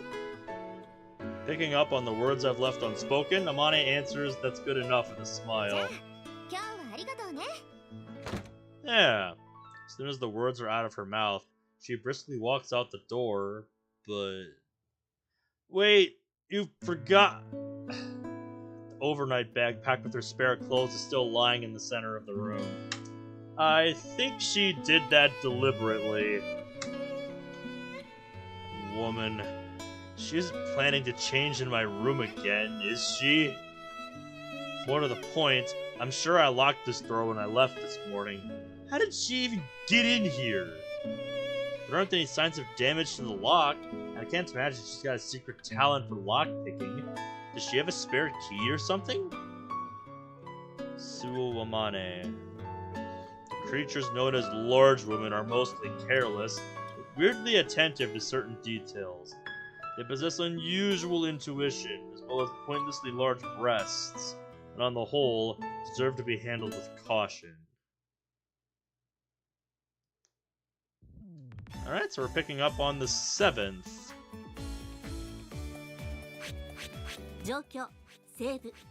Alright, I think this is where we are going to pick things up next time. This seems like as good a stopping point as any for tonight. And I've got to say, this was pretty fun. I'm really enjoying getting to know everybody. And my goodness. You're gonna go to the store? Alright, sounds good, Brad. You have yourself a good rest of your day.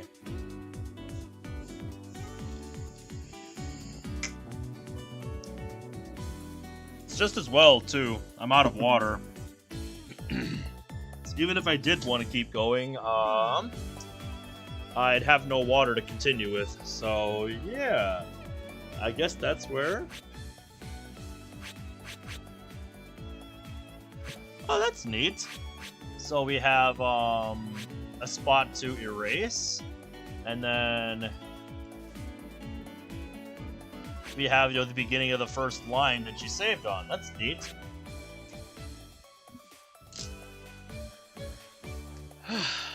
Not a whole lot to say so far, but yeah, overall, I'm really enjoying getting to know everybody and, you know, getting into the usual rhythm of the game here. So yeah, I'm looking forward to picking this up again next week. So that to say, I hope this was worth the wait.